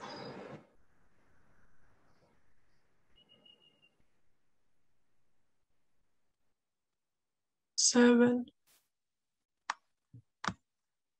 8.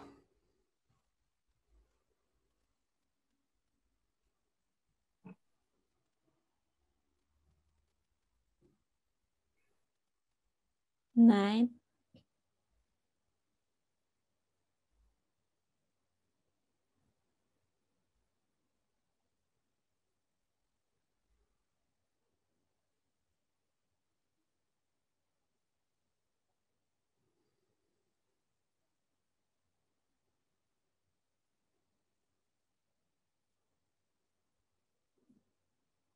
10. 11.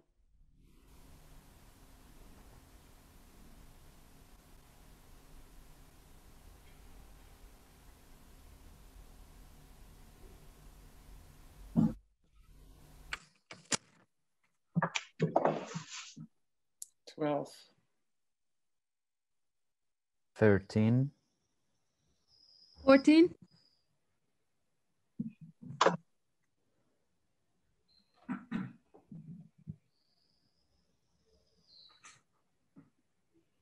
15. 16. Yay! Wow, that was good. Great. So now we're perfectly calibrated as a group. Now we're going to go into the world building a bit.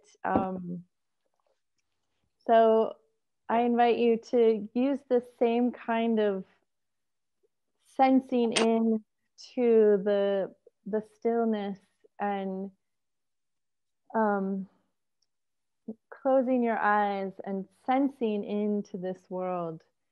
And we're not looking for facts necessarily. We want to know how this world feels, what you might experience in this world, maybe how you feel about the world, how you feel sensing into the world.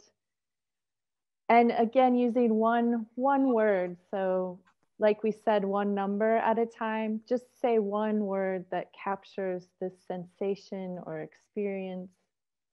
And we'll just kind of sense into it. And if two people say a word at once, just sense into one person saying it again, and then the other person can repeat also what they said, but so that we can properly hear it. So don't feel silenced. If two people say it at once, just find a way to restate it again. And so it's this world where the technocratic superstructures and infrastructures of this world that we know have started to fall apart. So as you close your eyes or sense into this world, really with your body and your senses, imagine what your world might feel like, what you might experience with, say like digital devices stop working, the internet stops working. There's lots of blackouts, maybe not as much mass transportation.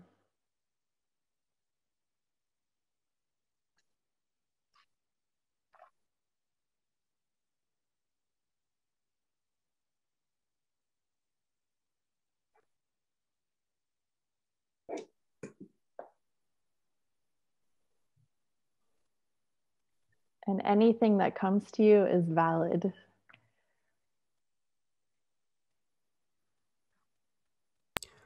Ripples. Confusion. Dusty.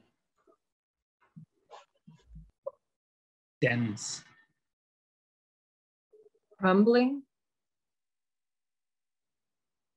Fleshy. Romanticism. Colliding. Transition. Flat. Storm. Shaky. Fresh. Yellow. Sad. Solidarity.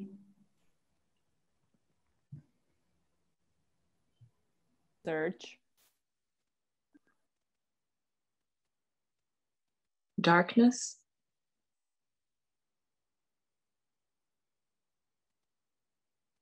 Wrinkles. Transparent.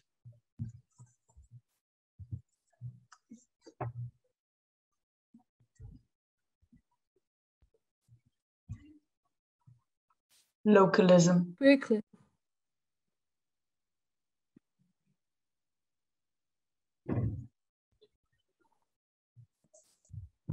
Vast. Sensitive. Love. Transgression. Possibility. Overlapping. Flaws.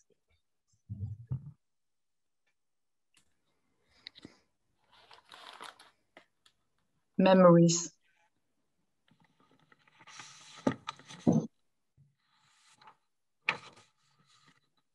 Great, I think we'll stop it there. I was really touched by that.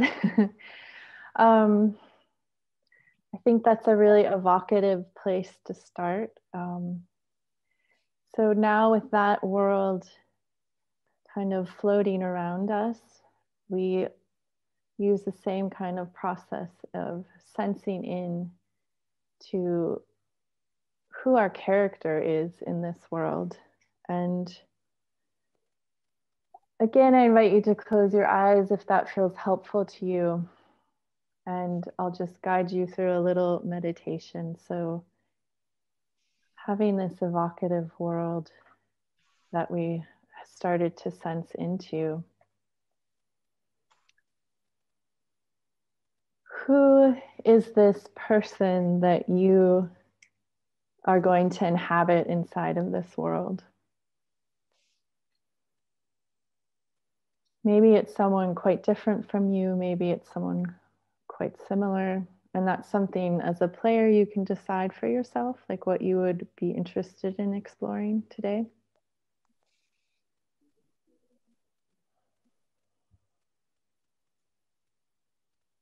In this world of ripples and transgression, memories, yellow, overlapping laws, darkness. They've found this group of PSY-SOMA-TEK. And you can think about how did they find it? Did they hear about it through whispers or rumors, knowing someone that's in it? Did they help found it? You can sense how long they've been involved, or maybe this is their first time, a first encounter.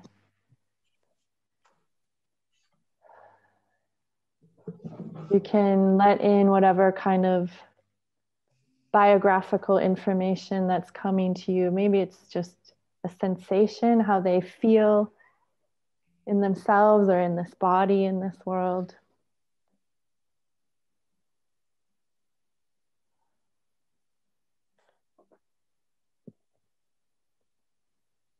And then invite in a sense of their role, either in the world or in the group of PSY-SOMA-TEK.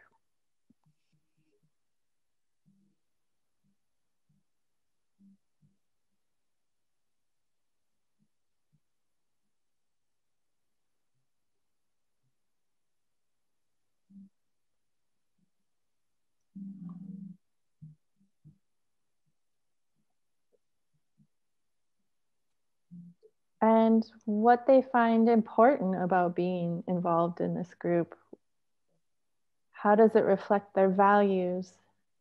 How does it reflect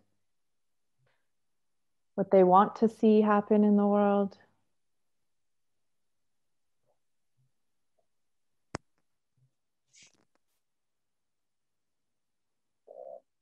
How does this group intersect with their fears about the world, or their hopes or dreams for themselves, for the different communities they might be involved with this group?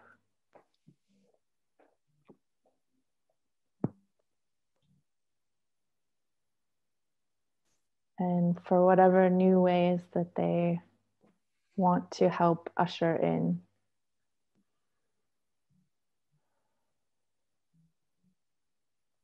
And whenever you feel called or ready, you can start recording this as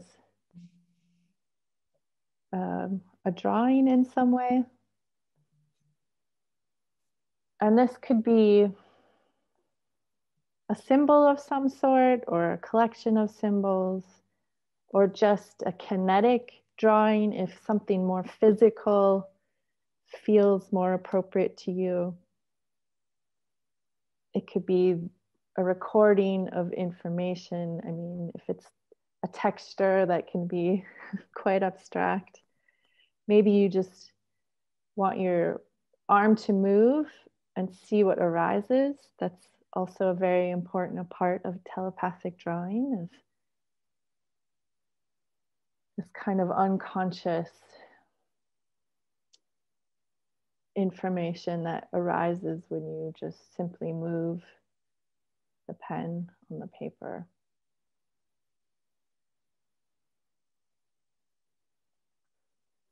So you can view it as a process.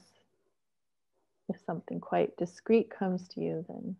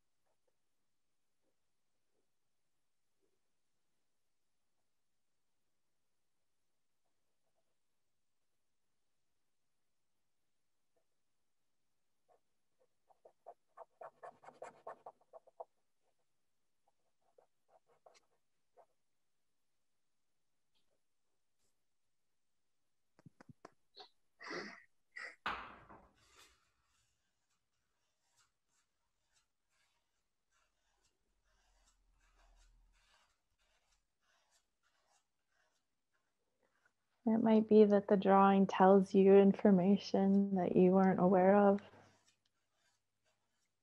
And always feel free to take a break and recenter and refocus somehow.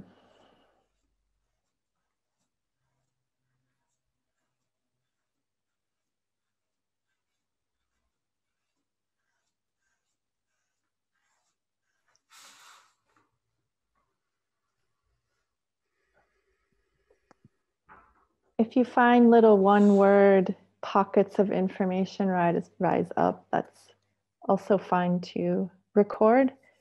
It's not a writing exercise, but if you find one word here and there popping up.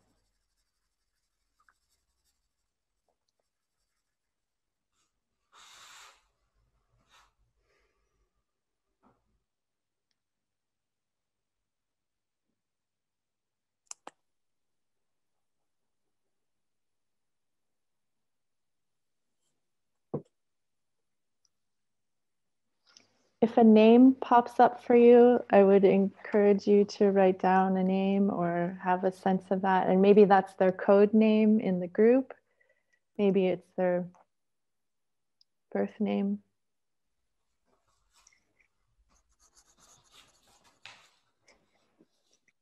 I'll give you one more minute to receive information and record it about your character.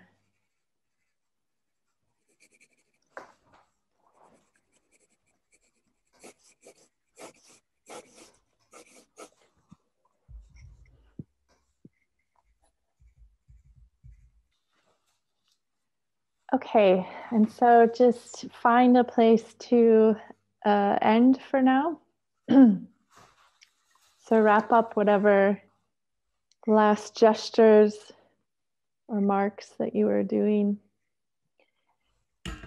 And just spend a little time looking at what you drew and thinking about or contemplating on it. And then invite this symbol into your body in whatever way that you want to imagine it going in. So maybe it finds a place, maybe it comes in through the eyes, or maybe it comes and finds a place to rest. Maybe you want to physically put the drawing on you, which is also fine.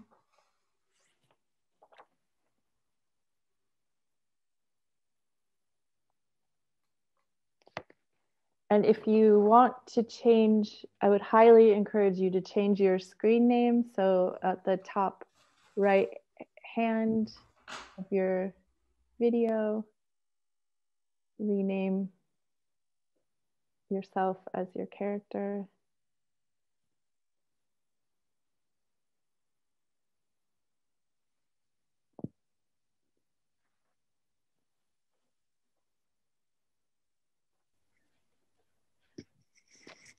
Okay, so before we go into the partnered work, is there any feedback or anyone wants to share how that was for them?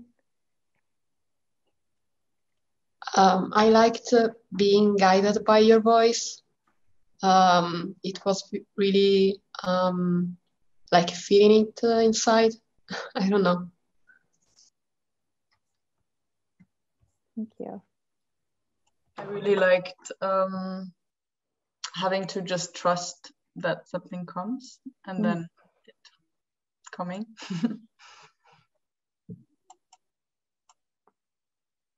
So now that you have a sense of a character and you'll be exploring it a bit more with your partner anyways, we're going to do the telepathic part. Well, this is also a part of the telepathy process, but now we're going to telepathically send our symbol or drawing or character information to another player character, and they're going to pick it up, receive it, much in the same manner that we've already been working in now.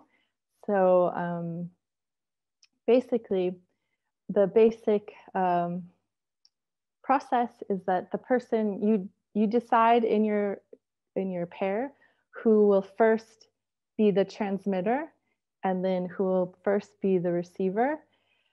And the person who is the transmitter, you go back into this kind of contemplative state where you very strongly charge yourself up with your character's information, with the symbol itself, with the sensory information that came in from the symbol. And I like to feel it as a physical sensation. For you, it might be an emotion, it might be visuals, it might be words or sounds or any kind of combination of that. And then you're going to find a way to transmit it, that information, to the person you're working with. And you can decide if that's with the camera on or off, like whatever seems helpful or useful to you. Some people have done it with find the video helpful. Some people find both audio and visual off is the most helpful to them. So however you imagine your connection to this other player character, you transmit the information through this connection. So the connection, if you need help imagining this, you can imagine a cord connecting you, or you're both in a bubble together, whatever kind of evocative way that you sense that, or maybe you just send it towards the computer or computer screen, or send it out into the world. Whatever feels like it has the most energy for you will be the most effective as the transmitter. You can tell them starting transmission so that they know that they can start. If you feel like you get distracted in any way from what you're trying to transmit, that's perfectly fine. Just refocus. Don't get too hung up on that. That's perfectly normal. It's perfectly fine. Don't worry that you're sending the wrong information. And then the receiver also, so then you get into that contemplative state again and really record everything that comes to you. So there's no right or wrong. And the more you approach this just as a fun thing, the more accurate you will be, actually. And whatever comes to you, record it in some way. And that could be drawings, it could be little one-word descriptors again, whatever kind of stories or feelings or images come to you. Don't discard anything, because this is like time and time again for me, the thing that I think is not the thing or couldn't be is really the most accurate thing. And also really zone in as much as possible, or hone in on the sensory information. So if it's a discrete image, say you imagine a gate, maybe also focus in on the sensory qualities of that. So solid, wood, brown, like the sensory information that's coming in. And I usually leave it up to the receiver when they want to end. They'll just, when you feel like there's nothing else coming to you, you can just say receiving ending as a cue that you can stop. And then that's the basic process. I'll let you stay in your breakout rooms to reverse the process, but take a break, take a long, or not a long, but just like get up, move, stretch before you switch roles, because you really want to like shake loose the information that you were either transmitting or receiving. And yeah, like you want to kind of cleanse your palate a bit. So take a break in some way, like get a glass of water, something to kind of shake it off and go into the next thing. Oh, and also when you're receiving and transmitting, you want to also receive and transmit the sense of your relationship with each other.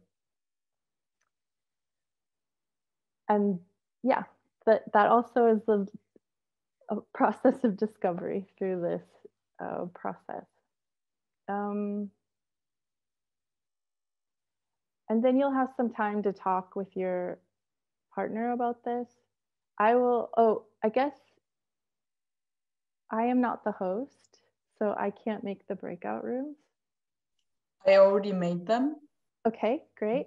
This is kind of your last chance to leave the event if you want to, if you're feeling like it's not something you want to participate in for another 45 minutes or 50 minutes or so, because once we're in pairs, it will be hard to reshuffle things. So is everyone here? Okay, so someone's leaving. Thank you. Great. And then wonder why the sense of relationship between our two characters in the breakout room. So you're trying to sense into how are your characters, how might they have a relationship? So maybe one person is teaching them in the group and the other is a student, but then, or maybe there's some kind of other relationship you're either discovering in the moment, or there's some way that you've been drawn together. Maybe one of you know it and one of you don't. I just would say, I would advise you to just have that in mind as you're transmitting and receiving information, and it will arise. So you don't have to be too, you don't have to be so clear about that, actually. I hope, does that answer your question, wonder why, or? Yes, okay, great. We'll do this for, I guess, a half an hour, let's say. Yeah, and Sasa, that's a great framework. So about 10 minutes per person. So 10 minutes transmitting each, and then 10 minutes to debrief about it. And because we're in this quasi in fiction, not fiction space right now, I would encourage you to do it in the fiction. So you're in the PSY-SOMA-TEK Institute, either practicing your abilities or learning how to do them.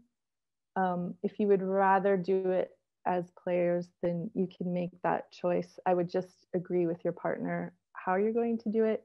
If you are in the fiction, you can always say off game to talk as players, not characters, and then go back into the fiction.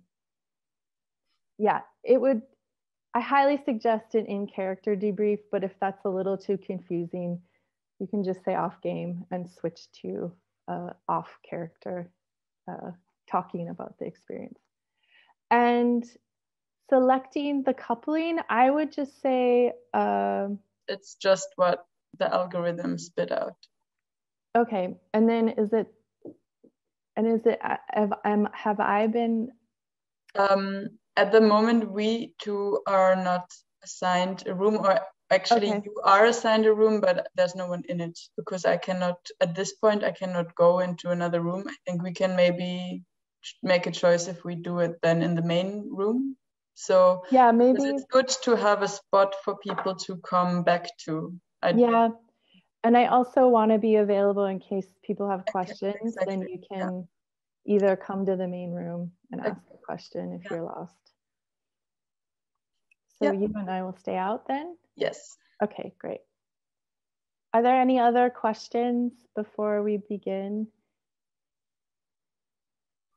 So as long as you're transmitting and then receiving, and then talk about the info. What's important too is that let's do it. The last person to receive, well, I don't know, this is maybe too complicated, but one person shows and talks about what they received.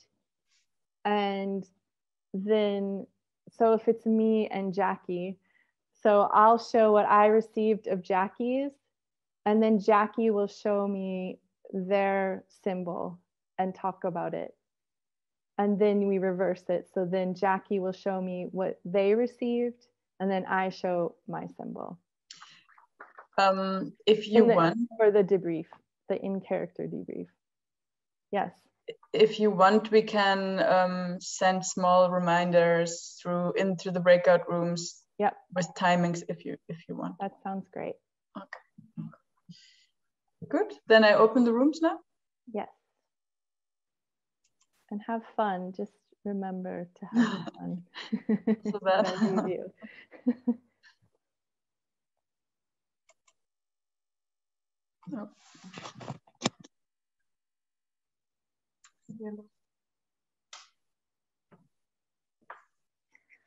All right. Do you want to do the exercise, or would you rather just take a break? I would be curious, but also I mean, it's you have to because I have to also write them in between. I guess we would have to do a light version then. Yeah. Can I see your drawing? Yeah. Show each other our drawings at least. Oh wait, I think I have to. It was really nice, this exercise. I really enjoyed it. I have to say, I really like doing it, and people respond really well to it. I think. I just have to turn off the blur from. All right. Oh wow. It was. Wow. It was fun. Did you also do a drawing? No, probably not. Yeah. Oh, you did one? Yeah. Oh, wow. That's really beautiful. Yeah, I have this kind of ongoing character I've been developing because I've been doing it occasionally with people. What can you tell me a bit about your character, or what information came? And yeah, at first I think it probably was because of this name that someone had. I imagined that I was probably an Amazon worker who was obviously jobless, but then sort of joined a community in the countryside, and they and then I learned that they're growing weeds, and then I somehow started to draw the face, but it became many faces, so I realized that they really found a quite strong community, and that this like very precarious situation that they were living in somehow was really somewhat like there was a new stability through this group that was relating to each other. And then I realized that they had this very specific listening practice. So because all of a sudden there was a huge ear growing on their backs. And it was nice because it was like the ear was there first, and then I was like, that's why. And I'm still figuring out. I was still a bit figuring out what was the mud or the water on the ground that also seems to have some like ripples that look a bit like faces, but then also there's some things quite central, whereas it's like it almost could also be kind of sexual. I'm not sure. So it's either something with like having to deal with maybe water, and then I guess I was thinking also that water was probably a problem in that future also, so water was maybe kind of sacred, but also they may be related to the earth quite strongly. That's cool. That's great. Wow. There's like a whole like novel already written. Like the first half of a novel. Yeah, that's true. My character, her like code name is Heron, and there's like this whole thing about like there's like this gracefulness to a heron, but also they're quite brutal. Like I remember seeing a heron just like swallow a rat whole once, and I was like, okay, so she has this kind of like piercing power somehow, but she also is knowing about weeds. So I feel like that might be a connection between our characters, is that she knows about the plants that are kind of seen as not useful, but they actually have a lot of uses, like medicinally, or she makes paper out of weeds, and she works with soil and land reclamation, like through weeds and plants. Oh, that feels really connected. Yeah. Yeah.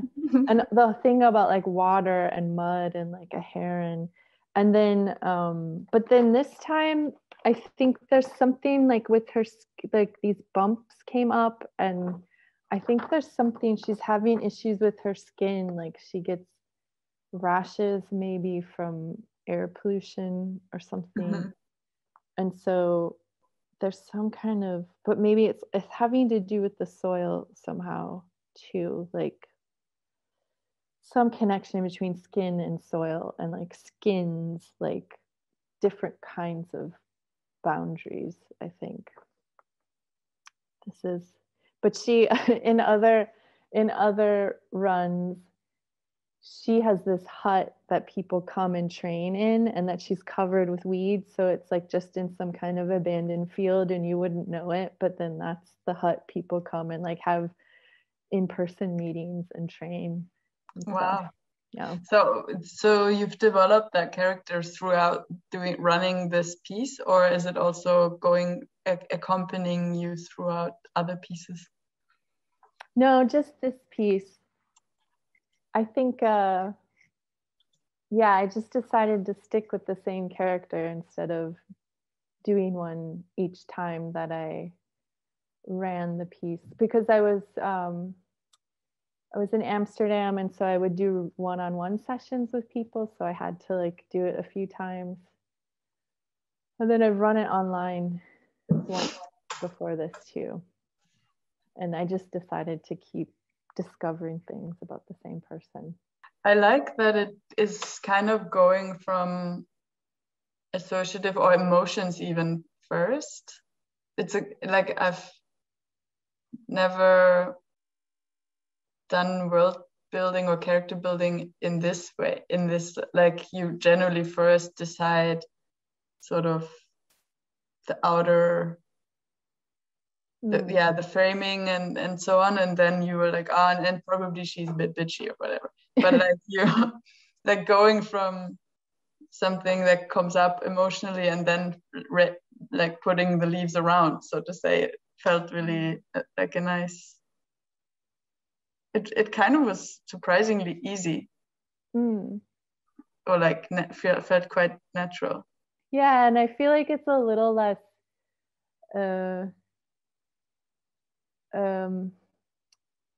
stereotypical or something. Like there's just, it's less what's the word, like A to B kind of, or it just feels a little more generative, and like weird stuff coming up, and like sigils, and like I don't know, like yeah, I mean, it makes actually so much sense to use these techniques that also have been already used for so many centuries in a way to come to kind of uncover, like, I don't know, I was just thinking of Tarot a bit, how it works a bit similar also, how you all of a sudden just unfold this knowledge that comes through an associative sort of response, and tapping into this more subconscious narratives that are already there, and that are like getting you really into a space that relates to yourself in a really interesting but still surprising way. Like, yeah, there's this technique that I learned to like become a better tarot reader, where you take a card and you have it face down, and then you use this process that we're using to like sense in like what could be in this card, and then you like write and draw down whatever comes to you as a way of like building a relationship to the cards in your deck. And I've been like, oh right, okay, like this is what tarot reading is about, like not knowing every card exactly. Like there's no like factual, like objective No, part that you're trying to learn. It like really is like your relationship to them and like your own intuition and yeah, sure. And it's like a wisdom receptacle. Like you're just like dumping wisdom in and like whatever kind of like you're just like memorizing wisdom and yeah, this like associative, like, okay, this card is this little chunk of wisdom and this, yeah. So I will close the rooms now. Great. Exciting.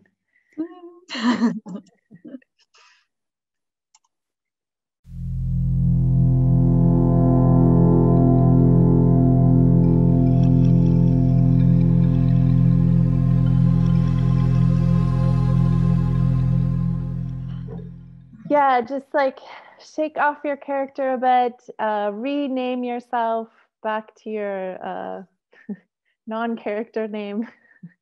I don't know what to say. Real life doesn't seem appropriate anyway. Your daily common name. So I'd love to hear people's experiences. First, maybe we can share our character drawing, if you would like, voluntarily, of course. Oh, wow. Nice. Oh, wow. Oh, cool. Cool. That's amazing. And how about the information that you received from the other characters?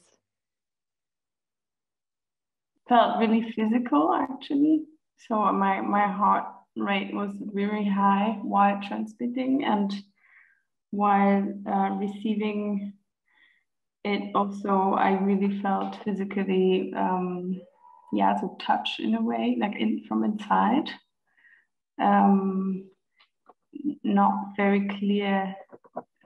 I could not see a character like a physical body, but I could definitely feel it inside my body, and how this person I met might be like as a person. Yes, this was really intensive, actually.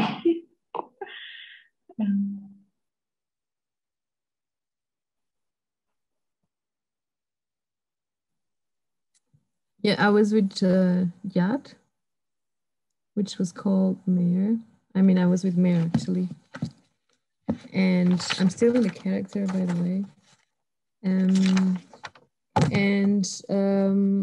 Because we had such a long time in the beginning, the first transmission, because I think we went over the time. I was like in an absolute psychedelic vision, like bringing in a lot of the technocratic structures like falling down. And I don't know if I was derived by the drawing you have at your back, in your background. There was this sort of mare, and also with your name, somehow it took me to the idea of there was this huge ocean, like bringing all this into some profound, deep areas of the ocean where you would never see it, and impossible. They will be impossible to reconstruct again. And then for some reason, there were like these. Okay, I'm going to try to be like to wrap up this quickly. There was this cheeks of dolls, but they were just like cheeks. They were not the rest of the face, but just like cheeks. And these cheeks were actually like previous humans. They turned into dolls somehow. And it was afterward. Okay, I'm gonna show you the drawing. These are the cheeks. And these were the technocratic structures going into the sea, to the ocean. And then eventually there was like a blood cloud coming in, and then, you know, pouring blood somehow. And the door opened. Okay, that sounds pretty classical. And from that on, this took me to my transmission. So like that door got into the field of red tulips that I was going to transmit in the future. So there's like a non-linear time situation going on here. So yeah, because we didn't have time to share this before, I don't know if this is matching any of our transmissions or not, but images, but yeah, so far. Yeah, amazing to hear what you've experienced. Thank you for sharing. Yeah, I think, like I said before, I also felt connected to you in both moments. And it was a bit more of in my case, a bit more of an energetic sense than a very pictorial one of things like disappearing or happening. It was way more a so you sort of nailed it also with the mare and the ocean. I did feel like some huge entity that was full of energies, but actually I felt also like my character was like an initiator and maybe an explorer as well, like going in places and sort of encouraging self-care. So this was a bit where I felt I was. And not preaching, but in a way a bit as well. So this was all of these technocratic things disappearing was definitely true. And instead of seeing the bad side of it, I think I saw the really good side of it and trying to shine a light more on this bright side, which opens to your field, because I felt really connected to nature as well with your tulip field. Afterwards, yeah. Maybe I can speak. We were ending our sharing, and then it didn't end up. So maybe we can also end it up here. I'm gonna say what's my character, and then how I felt the other one, and then maybe we can. So my character was. Woke up in nature and couldn't remember anything. It's basically this hollow being, quite rough, that doesn't know anything about the surrounding, and the only way it can learn and it can discover is through touch, so through physical contact. So he wanders around the world, trying to then get in contact with people and see the beauty within the gray that is surrounding that dimension. And then what I sensed was I started to draw this entrance of a school or a research lab, and these big corridors that were empty. Maybe I'm gonna show. This was mine. That's what you received, or is that? No, this is your character. Myself. Yeah. And this is what I received. So this entrance, and then this journey of this individual surrounded by this wind and fog, kind of mysterious. And then I sensed the peace of a person. And then, I don't know, it came to me, and I drew this chemical baker or a pot. And I passed the word. Yeah, I'm a bit shocked, because like I draw the exact same baker. Like this is what I transmitted, and like here you can see in the other. Sorry, it's mirrored. So like here you can see a baker, and like it has the same kind of clouds fog, which was in matte drawings. And this is what I received, which is like a map. Like I felt a sort of strong connection with nature, and what was interesting is that I generally have a sort of cartoonish imagination, while this time I felt like it was something more physical and more something I can almost touch. So when she said that, I was really I can't believe how much we were able to share. Also, she drew horns in the vision she received. And at the beginning, instead of bump, I want to call myself Hecate. That is the goddess connected to like the obscurity, and sometimes she's represented with these horns on her head, which is quite cool. Wow. I enjoyed, like, I'm not talking about what I received or transmitted, but like about how it was around that.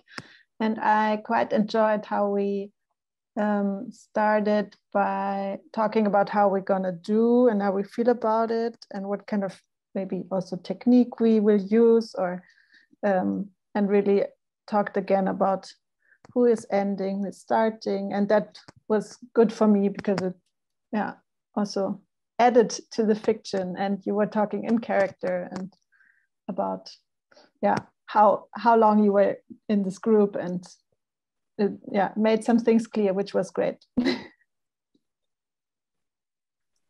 Maybe I can add to that because we got together in a breakout room. So one thing that I want to share with the whole group is that we both received a hand.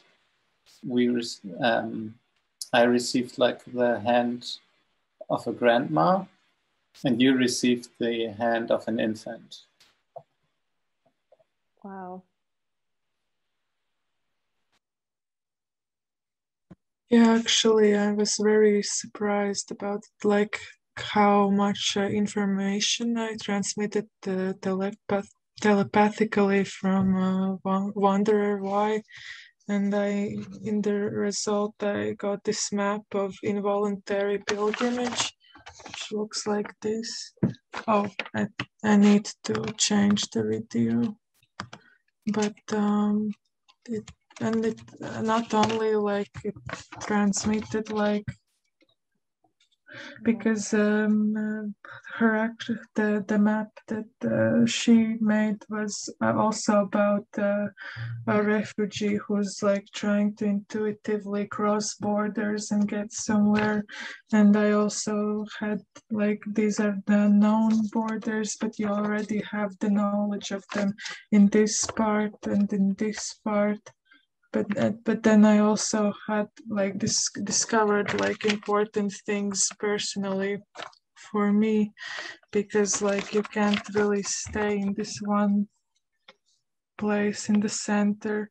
There's like pinks and which is like more like affection and desire, but also green, which is like toxic, and then you're trying to get outside somehow, like through these trails. And you see there's like burning bushes because it also takes part in desert, and the burning bushes get smaller, so it's like memory, and you're trying to get like always in this unknown place, but you don't know like where it is. You just have the knowledge of it in the starting point. But I was really surprised like how common like the theme transmitted.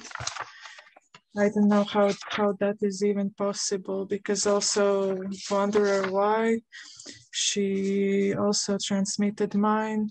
She got like gardener's boots, and maybe you can tell, the other person can tell.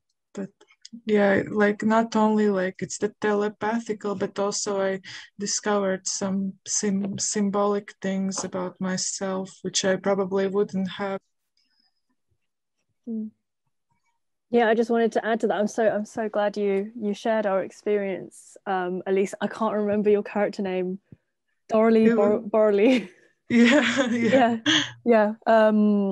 I just felt it was kind of uncanny how much of a I guess, synchronous or synchrony.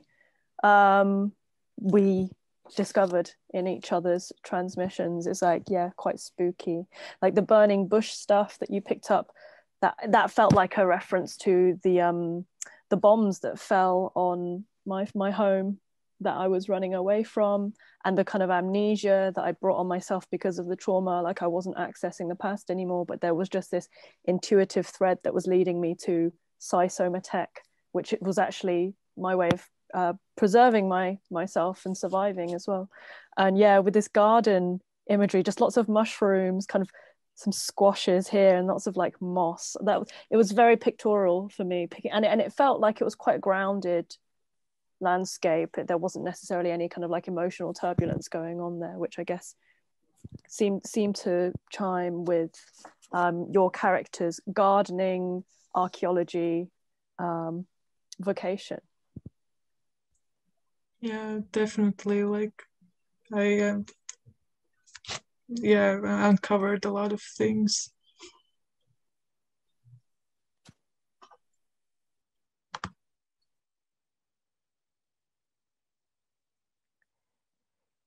So are there any kind of last things you want to share or questions you want to ask to other participants or to me as the designer, or things that worked for you that haven't been shared already, or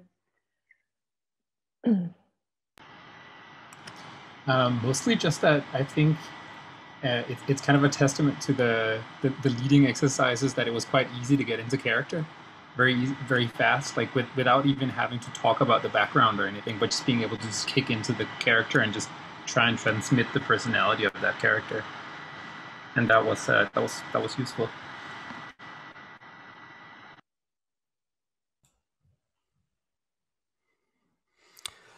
The meditative nature of the game was extremely suiting to my needs as a player.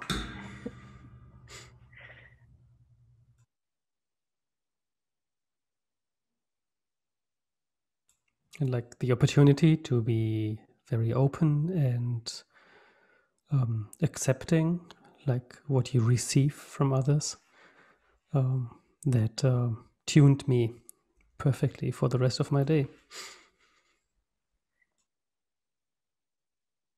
Yeah, I don't know if Carina has any last words or if anyone else, now is your chance, but I really thank you all. It was really nice to hear how it was for you and like connect with you in this way.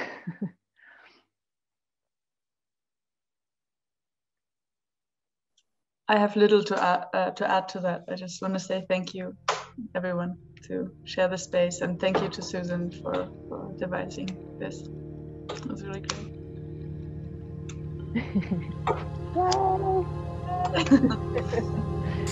Thank you. Yeah, Thank you so much. Bye. Thank you, Susan. Have a great afternoon. Thank you.